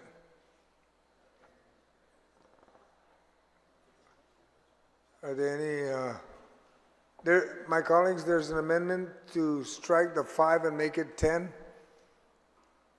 Would anyone like to speak? Minority Leader, Senator Frank Blas, please. Thank you, Mr. Chair. Mr. Chair, our question to OFB. Can you reiterate again for this fiscal year, what was her, what did her transfer authority amount to? Total? Are you referring to the current fiscal year? Yeah. My understanding, Senator, based on the testimony that was provided by the acting director of BBMR, they have not done any transfers to date. How much transfer authority do they have for this fiscal year? Roughly about 50 million. 50 million? Yes, sir. So she had $50 million that she could have transferred to take care of the $20 million, $22 million debt at the hospital, right? If she wanted to. That's correct. Thank you very much. Thank you, Mr. Chair. Thank you. Senator Brown, you had your hand up. Ma'am? Thank you, Mr. Chairman. I would just, with the amendment that Senator Perez was forwarding, I just have reservations about it because I don't know what the governor would use a transfer authority to. So I'm certainly supportive of ensuring that bills of the hospital do get paid, but I wouldn't want to increase that amount other than what's being proposed in the amendment because I have no idea what the governor would use an additional 5% to make a 10% increase in transfer authority. And you know, this information from the administration has been not always forthcoming, so I don't have that sense of comfort, so I would object to increasing it from 5 to 10 as proposed in the amendment. Thank you. Okay, Steve needs to clarify something. So, Steve? Okay, just let me make it understand. When you guys are asking how much money is available to transfer, I'm telling you the total amount for the year based on the appropriation. But if you take the total amount that's available to date, less the appropriations made in FY23 plus all expenses made to date, that balance is the balance where you would apply the percentage now. So in the beginning of the year, we had 60 million, but because we already expended more than, gosh, maybe 7/8 of the appropriation, if you were to apply, say that 15% transfer now, it would not be 60 million. It would only be whatever is available after expenses that you would apply the 15%. Okay? I hope you understand that. So it's not 60 million today that she has available to transfer. It's 60 million she had at the start of FY23. 50 million, I'm sorry. But as you go through the year and you start expending the appropriation, those appropriations are no longer available to peg the 15% against to determine how much is available at any given time during the fiscal year. I hope my colleagues understand that as we go through the year, the amount, that 20 million keeps getting smaller and smaller because why? The money is not the same as when you first start. In the beginning, it's 5% is 20 million. Within 3 months or 4 months or 5 months, that 20 million could be zero. It just all depends. Senator Tello. Thank you, Mr. Chair. That's kind of, it's odd that you mentioned something like that, that it diminishes. If the governor transfers $10 million from one agency to another, and then later on transfers $5 million down the line to another agency, and then transfers back the $5 million from somewhere else. I mean, you know, she can go back and forth. I mean, it's never in the last 3 years, the governor's even used this transfer authority for us to get so paranoid about not having enough money to spend, you know, or for her to spend or transfer. She hasn't used any of it. So everyone's talking about, you know, the sky is falling down right now, that, you know, the governor needs the 15%. Why would you say that when she hasn't even used it in these last 2 years? Right now, taking it down to 5% like we did in 2019, I believe it was, and then maybe in 2020, and then it was just recently tuned up to 15%. For what reason? Did she utilize it? What happened when she was given the authority of the 20 million for DOE? What did she do then? She took it and put it somewhere else. And now you're going to rely that, now that the federal funds have dried up, that she's not going to take her transfer authority and put it somewhere else other than where we wanted it to go? Because she can do that. Every one that you have made amendments here to appropriate funds with gives the governor the authority to move that and take it away and put it somewhere else.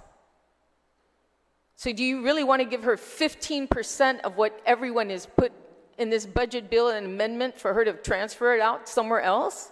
I don't think so. Now, it's one thing to find out that she's been using her transfer authority for these last 2 years. And that's one thing, that it's being really utilized. But it's not. So I too have to stand in objection of this amendment. Thank you, Mr. Chair. Thank you. Anyone else like to speak to the amendment? To the amendment? There is an objection. No one else like to speak? Do you feel you need to close? If not, okay. All in favor, please raise your hand. It's moved from adjusting that amendment to 10%. All in favor?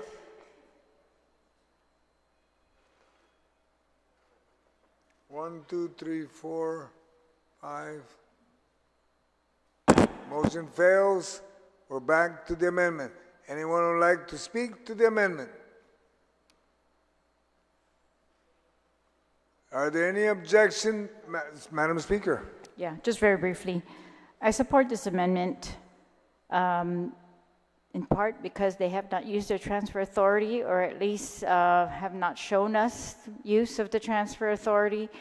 And there's nothing at all to prevent them, if they needed additional transfer authority, from coming down and asking for that, or getting that in another bill, or just to tell us exactly what they need. And so this, I believe, helps us to do our job. And we are giving a huge budget.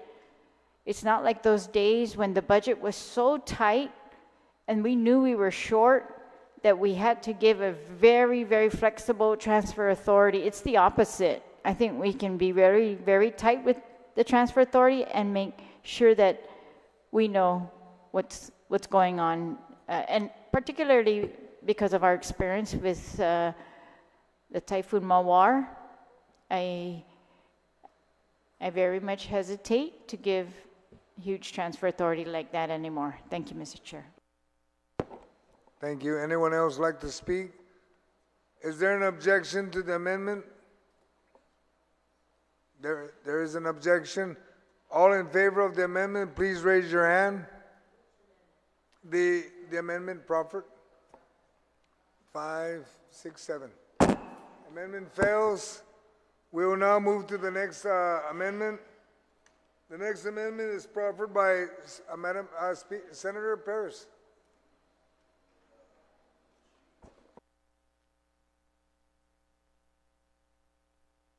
We are now at Senator Paris. Folks, I'm going down the order, okay? So just follow me so we can move along. Senator Paris, you have one? Yeah. Governor Guam in self-insurance program reporting. Yeah, so thank you, Mr. Chair. What this amendment does, it basically updates the language, being that there is, that's the direction the government is going in. The previous language reflects that we did have health insurance carriers. So basically, it just changes that to third-party administrators for medical, dental, and pharmacy. Do I need to read the whole amendment? Yes, you'd have to, just so nobody has any doubt exactly what your amendment is, please. All right, to amend Section 13, Part 2, Chapter 13 of the bill to read, Government of Guam Self-Insurance Program Reporting. So all third-party administrators for the Government of Guam Medical, Dental, Pharmacy, and Foster Care Self-Insurance Program shall submit a monthly written report and corresponding Microsoft Excel file. Said report aggregating the data relative to enrollees, both subscribers and dependents, by active employee and retiree subscriber counts, by plan, by class, by group, supported paid by the general fund detailed by the agency/department. Enrollees, both subscribers and dependents, by active employee and retiree subscriber counts, by plan, by class, by groups, supported/paid by autonomous agencies of the government of Guam, detailed by the autonomous agency. And the new part is all fees paid to the third-party administrator.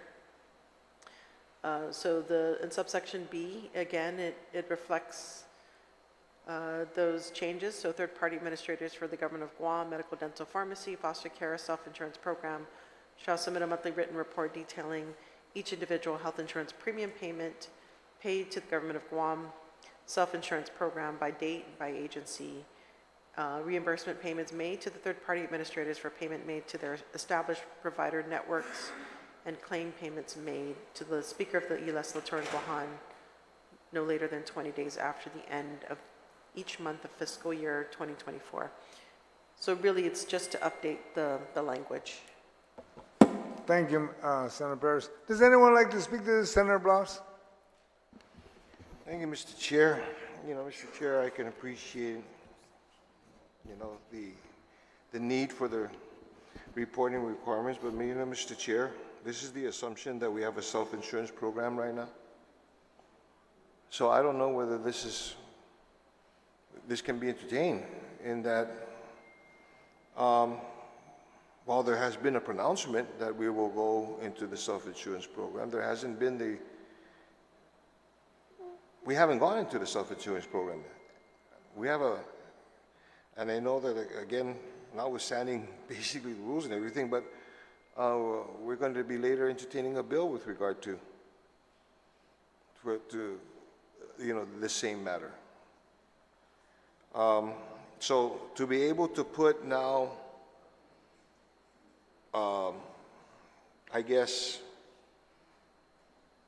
rules, for the lack of a better term, before you even have a program,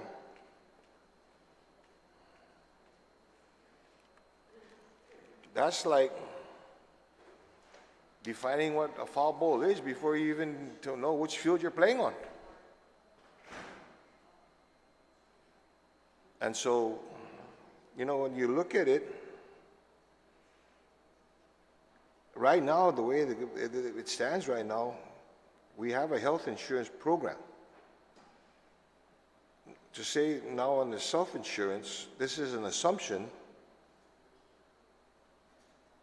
And at this point right now, quite honestly, a grave assumption, if you will, that if this goes into how is this if Guam decides not to go into self-insurance, or because it's not in self-insurance right now, how is this going to affect your current status for your insurance program? Because you're changing out the statutes.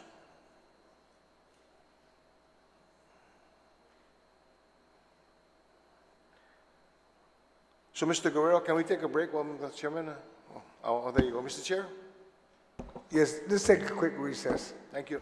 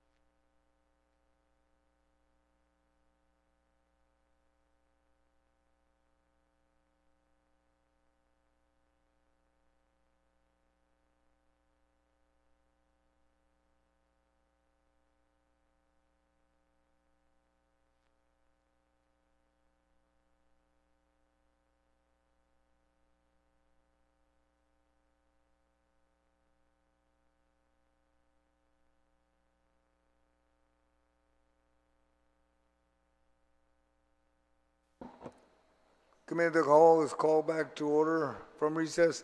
Senator Blas, Thank you, Mr. Chair. You know, Mr. Chair, I still stand in opposition to this amendment. You know, first off, it replaces right now what is in statute as all health insurance carriers to third-party administrators.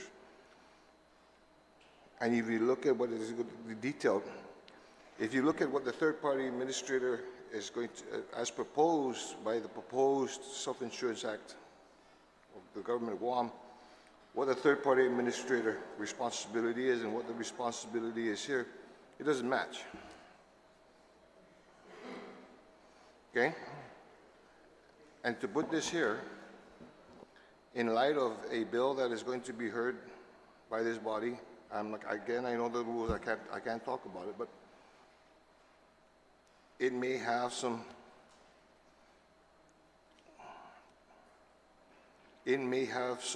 legal effect for that. So I'm objecting. I'm not going to speak anymore. okay, she's objecting to it. Does anyone else like to speak to the amendment? Senator Fisher? Yes, I don't know if I'm speaking so much as maybe asking questions of Senator Perez. Sir, I would ask on the third line of Section A, it says aggregating the data relative to enrollees, both subscribers and dependents, etc. Here's my concern, and perhaps Senator Perez has already addressed it. I think we would all agree that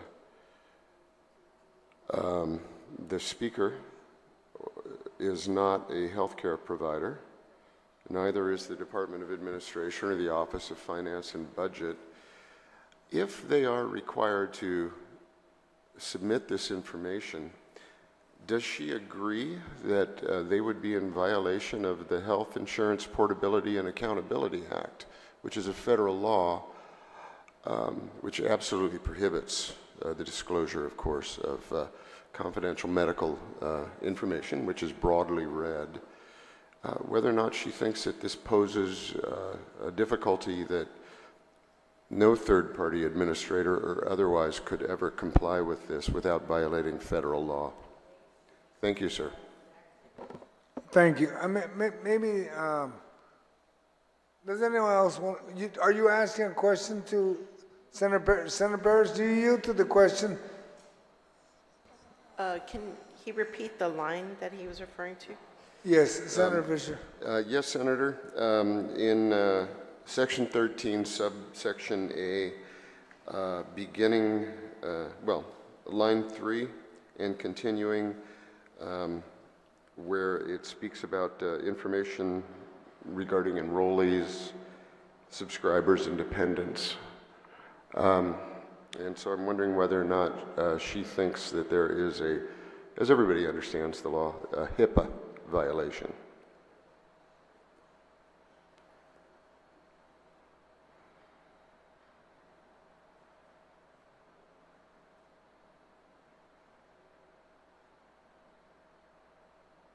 Just a moment recess. Okay, let's take a quick recess. Senator Perez.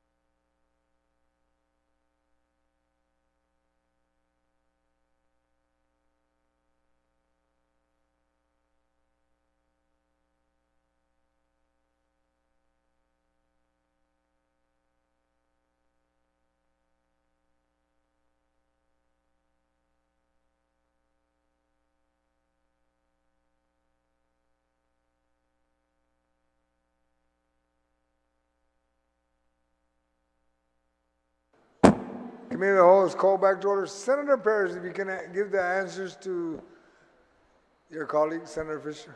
Yes, thank you for that question. I think it's important to always ensure that, HIPAA's being followed, especially, very sensitive information. And even though the language has been used time and time and again, there's always this opportunity to reflect and see if we can improve the language. So just to point out, so the most of this wording has been in existence. What helps to protect HIPAA is the data is aggregated, and the way it's been practiced in the past is that any identifying information has been redacted, so to ensure HIPAA is not violated. But I need to amend. Is this now a good time to amend my amendment? Oh, sorry. I'll just yield to the question right now. Yeah, after you complete the questions, we go through, then you can do them. But his question actually made me look at the amendment closer, so there is a way that I can tighten it more. All right. Does that suffice, Senator Fisher? Yes, thank you, Senator Perez, and thank you, Mr. Chair. Thank you. Anyone else like to speak to the amendment? If not, we'll ask, I think, Senator Perez, you have an amendment? Point of information. Point of information, Senator Bloss. Thank you, Mr. Chair. Point of information with regards to this amendment, replacing the word health insurance carriers with third-party administrators. Under a self-insurance program, these are two distinct and different parties to the program. Okay, in the case of the Guam Health Insurance Self-Insurance Program, the government of Guam is the health insurance carrier. The third-party administrator is just an administrator.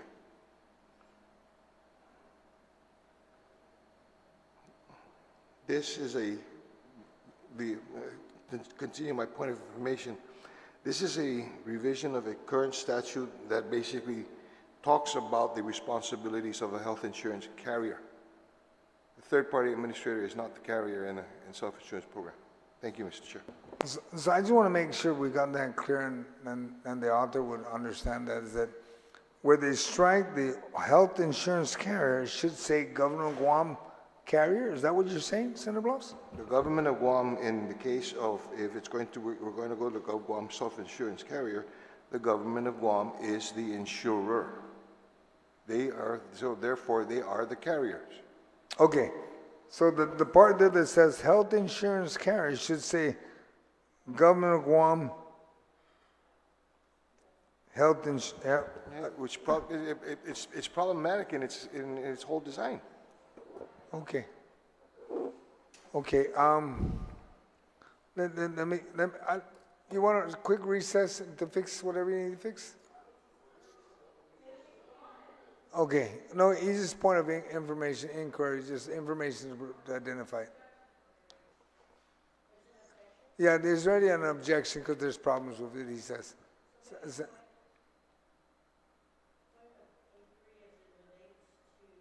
Your point of inquiry? Yes, go ahead. Oh, turn on your mic, please. Sorry, Mr. Chair.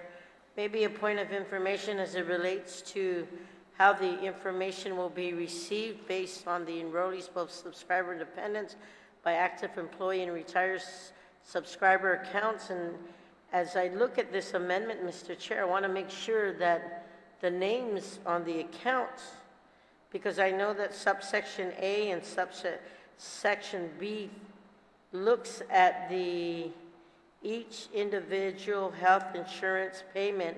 I want to make sure that if if the accounts that are reported or to be reported, that all the identifying information of that patient or that customer is all redacted. So is that, that was mentioned earlier by Senator Perez, sorry. to be redacted by statute of the HIPAA law.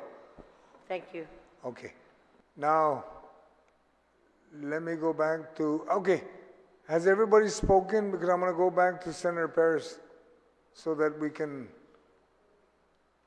she can close on it and make any other comments or statements for possible amendments. Because there is an objection right now on it, okay? Senator Paris? Yes, thank you, Mr. Chair. So, I think that I'd like to amend my amendment to, instead of amend Section 13, I want to keep Section 13 whole. So in the case that, let's say, Bill 154 passes, we're covered, that these health insurance and carriers, they basically, according to the current bill on page 147, all of that should apply. So they need to report aggregate data relating to the use of the insurance. What I want to do with this amendment is to add a new section. So should the government move or continue with a third party, continue with self-insurance, then we hold the third party administrators accountable. So it's really, and there's no conflict, because if one doesn't exist, then that obviously doesn't apply. So if we have a self-insurance, then the third party has to submit reports. If we don't go with self-insurance and stick with the carriers, then they have to also submit reports. So it's covering both bases. It's not privileging either one, but it just assures that we have the information that we're used to getting. And then the other change that I would like to make is to not in subsection B. So I'll remove claim payments made. So that should be removed. Okay, okay. Let's go down the line. Section 13, leave it all alone. Take out all the amendments you first proffered, right? Right, so everything's going to be underlined. So I can read the whole thing, or yeah, we're just trying to follow along so we know where, and everybody understands, so we can. Are you making a new section to this? Yeah. So I won't touch section 13. Keep it as is. Okay, leave 13 as is. And then I'll just add the new section. So this amendment that we have before us. Right. So there's not going to be any strike-throughs, and everything's underlined. And then in subsection B, I'm going to remove claim payments made. You're removing claim payments made. Yeah. Which starts the last line. And so that the reason for that is to ensure HIPAA is followed. Okay. I think we need to, Madam Speaker, speak on to the amendment. So on the amendment to the amendment, I wholly support that. That would allow the original Section 13 in the bill to remain as is, as we have passed in almost every fiscal year. We require the health insurance carriers to report, period. This amendment to the amendment puts in a whole new section of the bill, just in case the third-party administrators are what is applicable, the self-insurance goes through. I think it's a great idea that the sponsor came up with this, to make sure that the reporting is also done if the government of Guam switches to self-insurance. So, excellent idea, excellent amendment, and I want to see those reports, because the whole point of going to self-insurance is to see whether we're really going to be achieving the goals that they claim that are so beneficial to the people of Guam. So we need to prove that, and that's why these reports will be very important, Mr. Chair. Thank you. Thank you. Anyone like to speak to the amendment? To the amendment? Senator Bluffs? Thank you, Mr. Chair. I think, Mr. Chair, there's an old saying, you can put the lipstick on the pig, but it's still a pig. And I understand all that. But I think this is presumptuous on our part, that nothing is to negate, nothing is to stop that if in fact there were the self-insurance program were to be implemented, that this body that can't go in and create legislation for those reporting requirements. I have to reiterate, Mr. Chair, that even if you change out health insurance carriers and change the third-party administrators, you're talking apples and onions in this case. They're two different entities, two different responsibilities, two different roles. You may be, because nobody knows, well, that's why I'm concerned with this, the self-insurance proposal. Nobody knows whose role is what. Now, if there was a contract and everything, I can just imagine if there had already been a contract in place, now you're going to throw this on the third-party administrator. What that third-party administrator is going to say, wait a minute, what kind of rule is this? And this doesn't apply to me. I'm going to take, in subsection B in this whole thing here. Item number 2, reimbursement payments made to third-party administrators for payments made to their established provider networks. Reimbursement payments made to the third-party administrator. Now we're defining what the payment system is. That was a discussion that was one of the concerns that was discussed in the informational hearing and the public hearing that we had on Bill 154. They haven't even resolved that.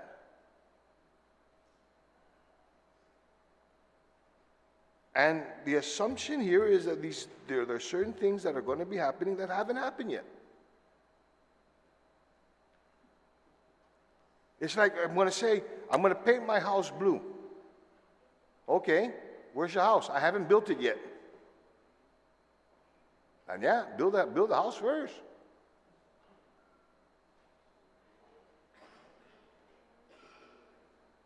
So I'm going to create this whole new game. Or I'm going to create the rules for this whole new game. What's the name of the game? I don't know yet. That's what we're doing.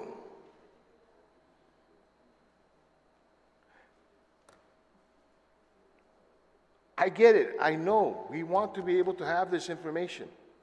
But this is presumptuous. And in cases, right now, if it were to go in place, these aren't the responsibilities of the third-party administrator. As we know it. We don't know it.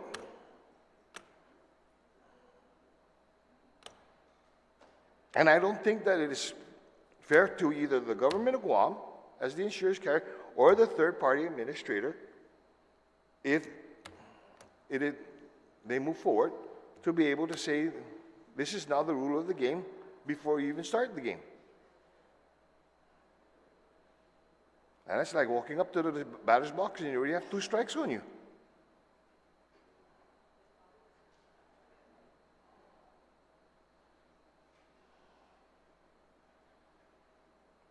And it appears here that you're basically requiring things under the assumption that these are going to be the responsibility of the third-party administrator when it may not be. Then we put them in a bind. Then we put ourselves in a bind. We put ourselves into legal bind.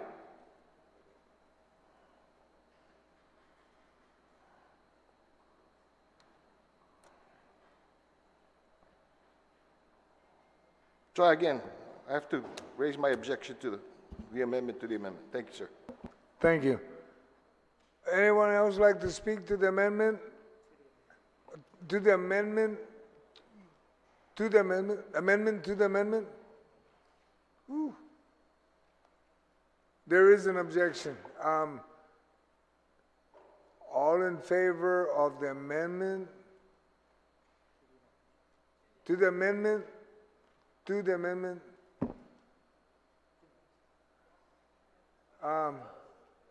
There's one objection.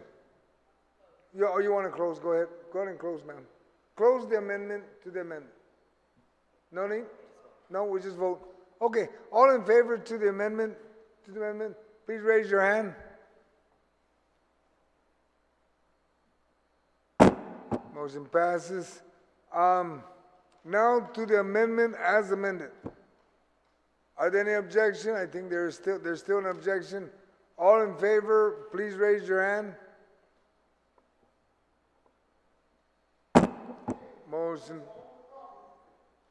Motion passes.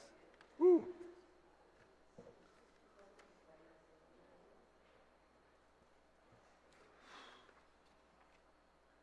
now move, my colleagues, based on the standing rules, we're to end at 10 o'clock.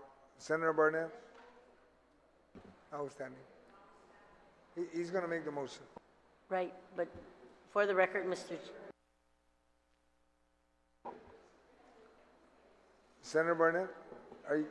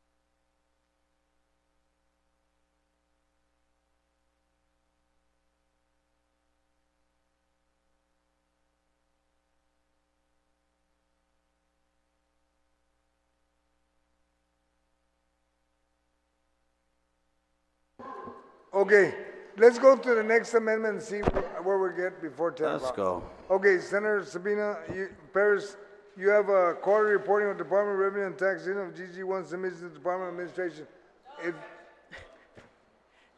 Can you read your amendment? Sure. Can you just read Thank your you, Mr. amendment so Chair. it's on the record? Thank you, Mr. Chair. It's an add a new section to Chapter 13 of the bill to read section quarterly reporting of Department of Revenue and Taxations, GG1 submissions to the Department of Administration, notwithstanding any other provision of law no later than 30 days after the end of each quarter of fiscal year 2024, the Director of Department of Revenue and Taxation shall submit to the Speaker of the Legislature in Guåhan in a Microsoft Excel file and written report in the format of the Executive Branch fiscal year 2024 budget call as of the previous quarter's ending. Said GG1 report shall include at a minimum the name of the selected candidate, his or her title, processing date, salary, increment costs, benefit costs, funding source, and gross salary and benefits paid for during the quarter. So the purpose of this amendment is to keep better record or better track of the hiring of employees to the Department of Revenue and Taxation. There is a critical level of employees in several of the branches, and basically is to, keep more transparency on the Department of Revenue and Taxation. In the recent budget, we've funded a lot of LTAs, and if you look at the staffing pattern, there's diminishing amount of employees assigned to the different branches, and this is a huge concern for me, and I think this reporting will allow more transparency to ensure that DRT is really pushing for hiring of more qualified individuals to take up these very important roles in Department of Revenue and Taxation. And I ask for my colleagues' support in this. Does anybody want to speak to this amendment? Senator Tello. And I will take my time. Thank you, Mr. Chair. I think this amendment here is something that, legislation that I introduced, so I don't know if the other side wants to vote for it, because it did come from a bill that I introduced a while ago. So, of course I stand in support of this. I think more transparency is needed, especially in this administration, especially in this body, actually. More transparency is needed. So I have no objections to this amendment. However,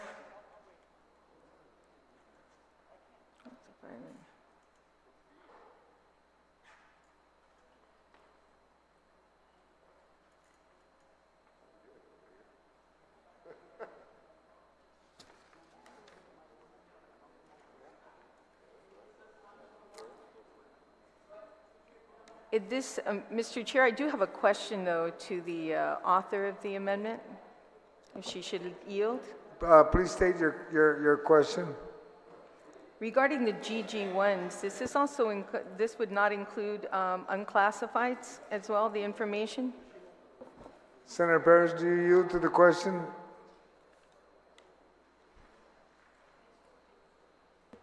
My understanding is I think GG1s, aren't they? Let me just, one quick recess, please.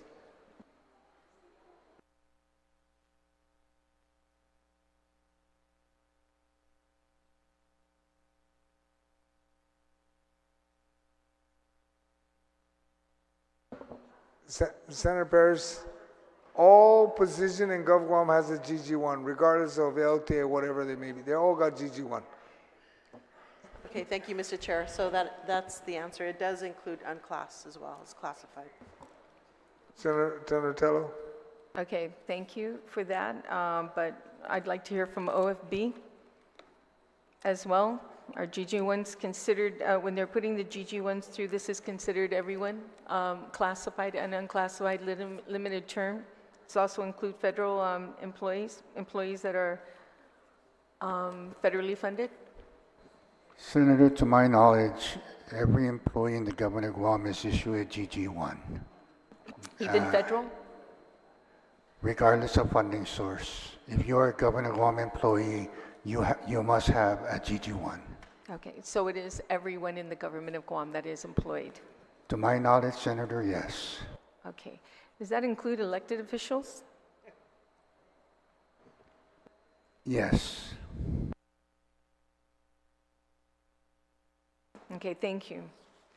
Thank you, Mr. Chair, and for the opportunity.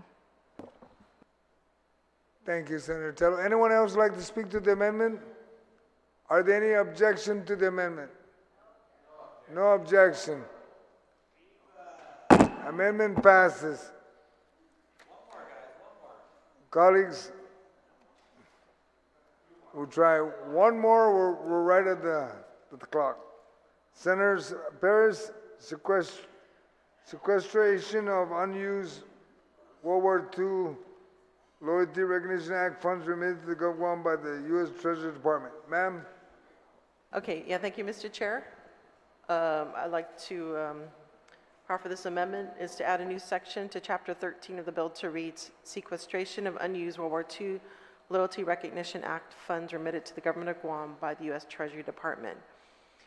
I Legislature and Guåhan affirms that any unused Section 30 funds retained and held by the U.S. Department of Treasury for payment of claims pursuant to World War II Loyalty Recognition Act are not included in, nor is the basis for the Section 30 revenue projections in Chapter 1, Section 2B of this Act, or any other revenue source contained in this Act.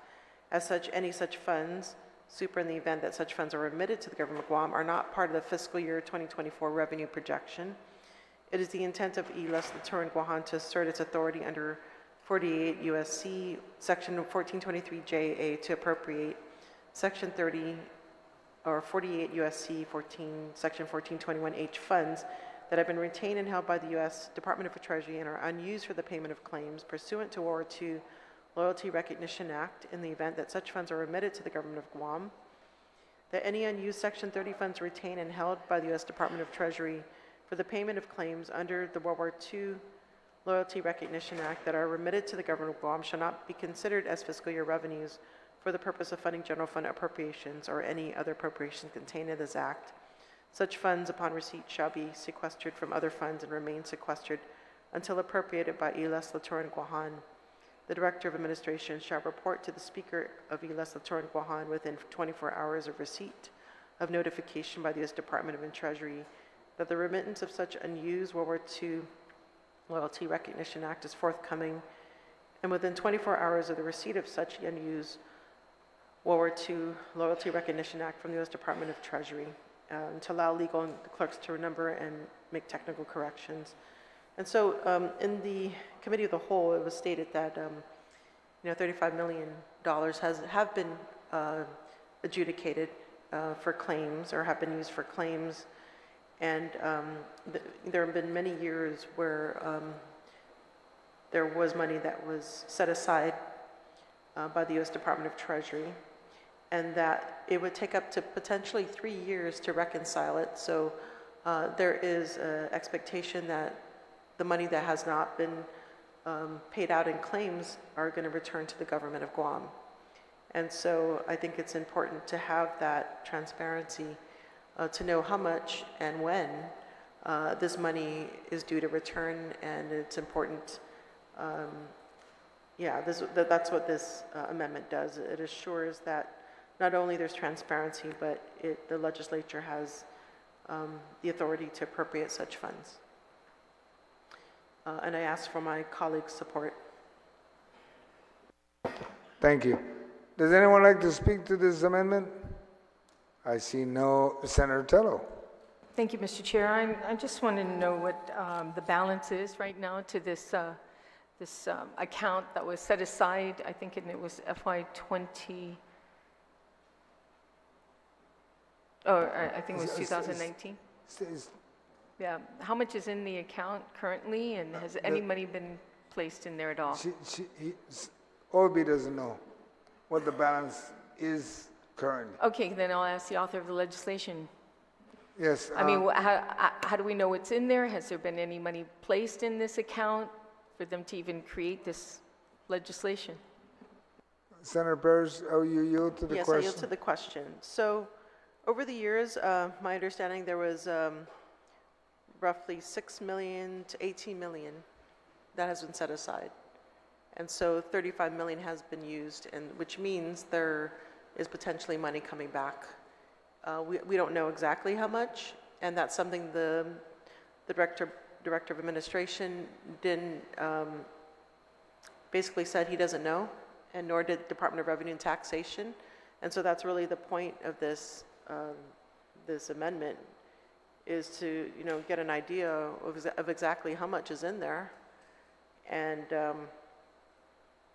when is it coming back? I mean, is it coming back this September, or is it coming back in 3 years? We don't know. So that's really just the point of this amendment, is to get more clarity on that.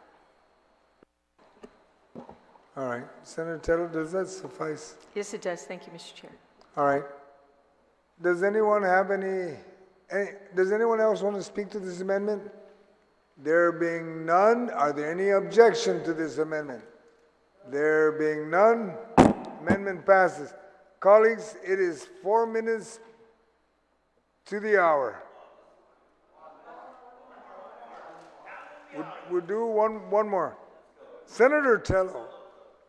Thank you, Mr. Chair. Mr. Chair, my amendment is on page 152, and in this section, the amendment says, priority funding, notwithstanding other provisions, rules or regulation, the appropriation of additional student enrollment of Guam charter schools in Chapter 11 of this Act shall be funded in its entirety before any other expenditure of audited excess general fund revenues from FY fiscal year 2022. Everybody's been talking about the schools and how it's needed funding, how the charter schools are one way to be able to have our students have face-to-face learning, to provide a safer environment. Everybody's talking about that. Well, I think that this opportunity is to take care of the children first. Take care of our youngest, or those who need it the most. We talk about education, making sure that our children are well educated and in a safe environment. And we all know that these charter schools all have had their permits, and they've been renewed. And then we're finding more and more parents starting to place their children in these charter schools. So whatever funding that comes out on the excess revenue on the FY22 audited report, the first priority would be for the school children, and that's what my amendment does. Thank you, Mr. Chair. Thank you. Does anyone like to speak to this amendment? None? Do we have an objection to the, Madam Speaker? Ma'am, we have your objection. There's an objection to this amendment. All in favor of this amendment, please raise your hand. Motion failed. Okay, my colleagues, we Mr. have Chair, can we 2 just do minutes. We one can't- more? we can't- we won't. So literally.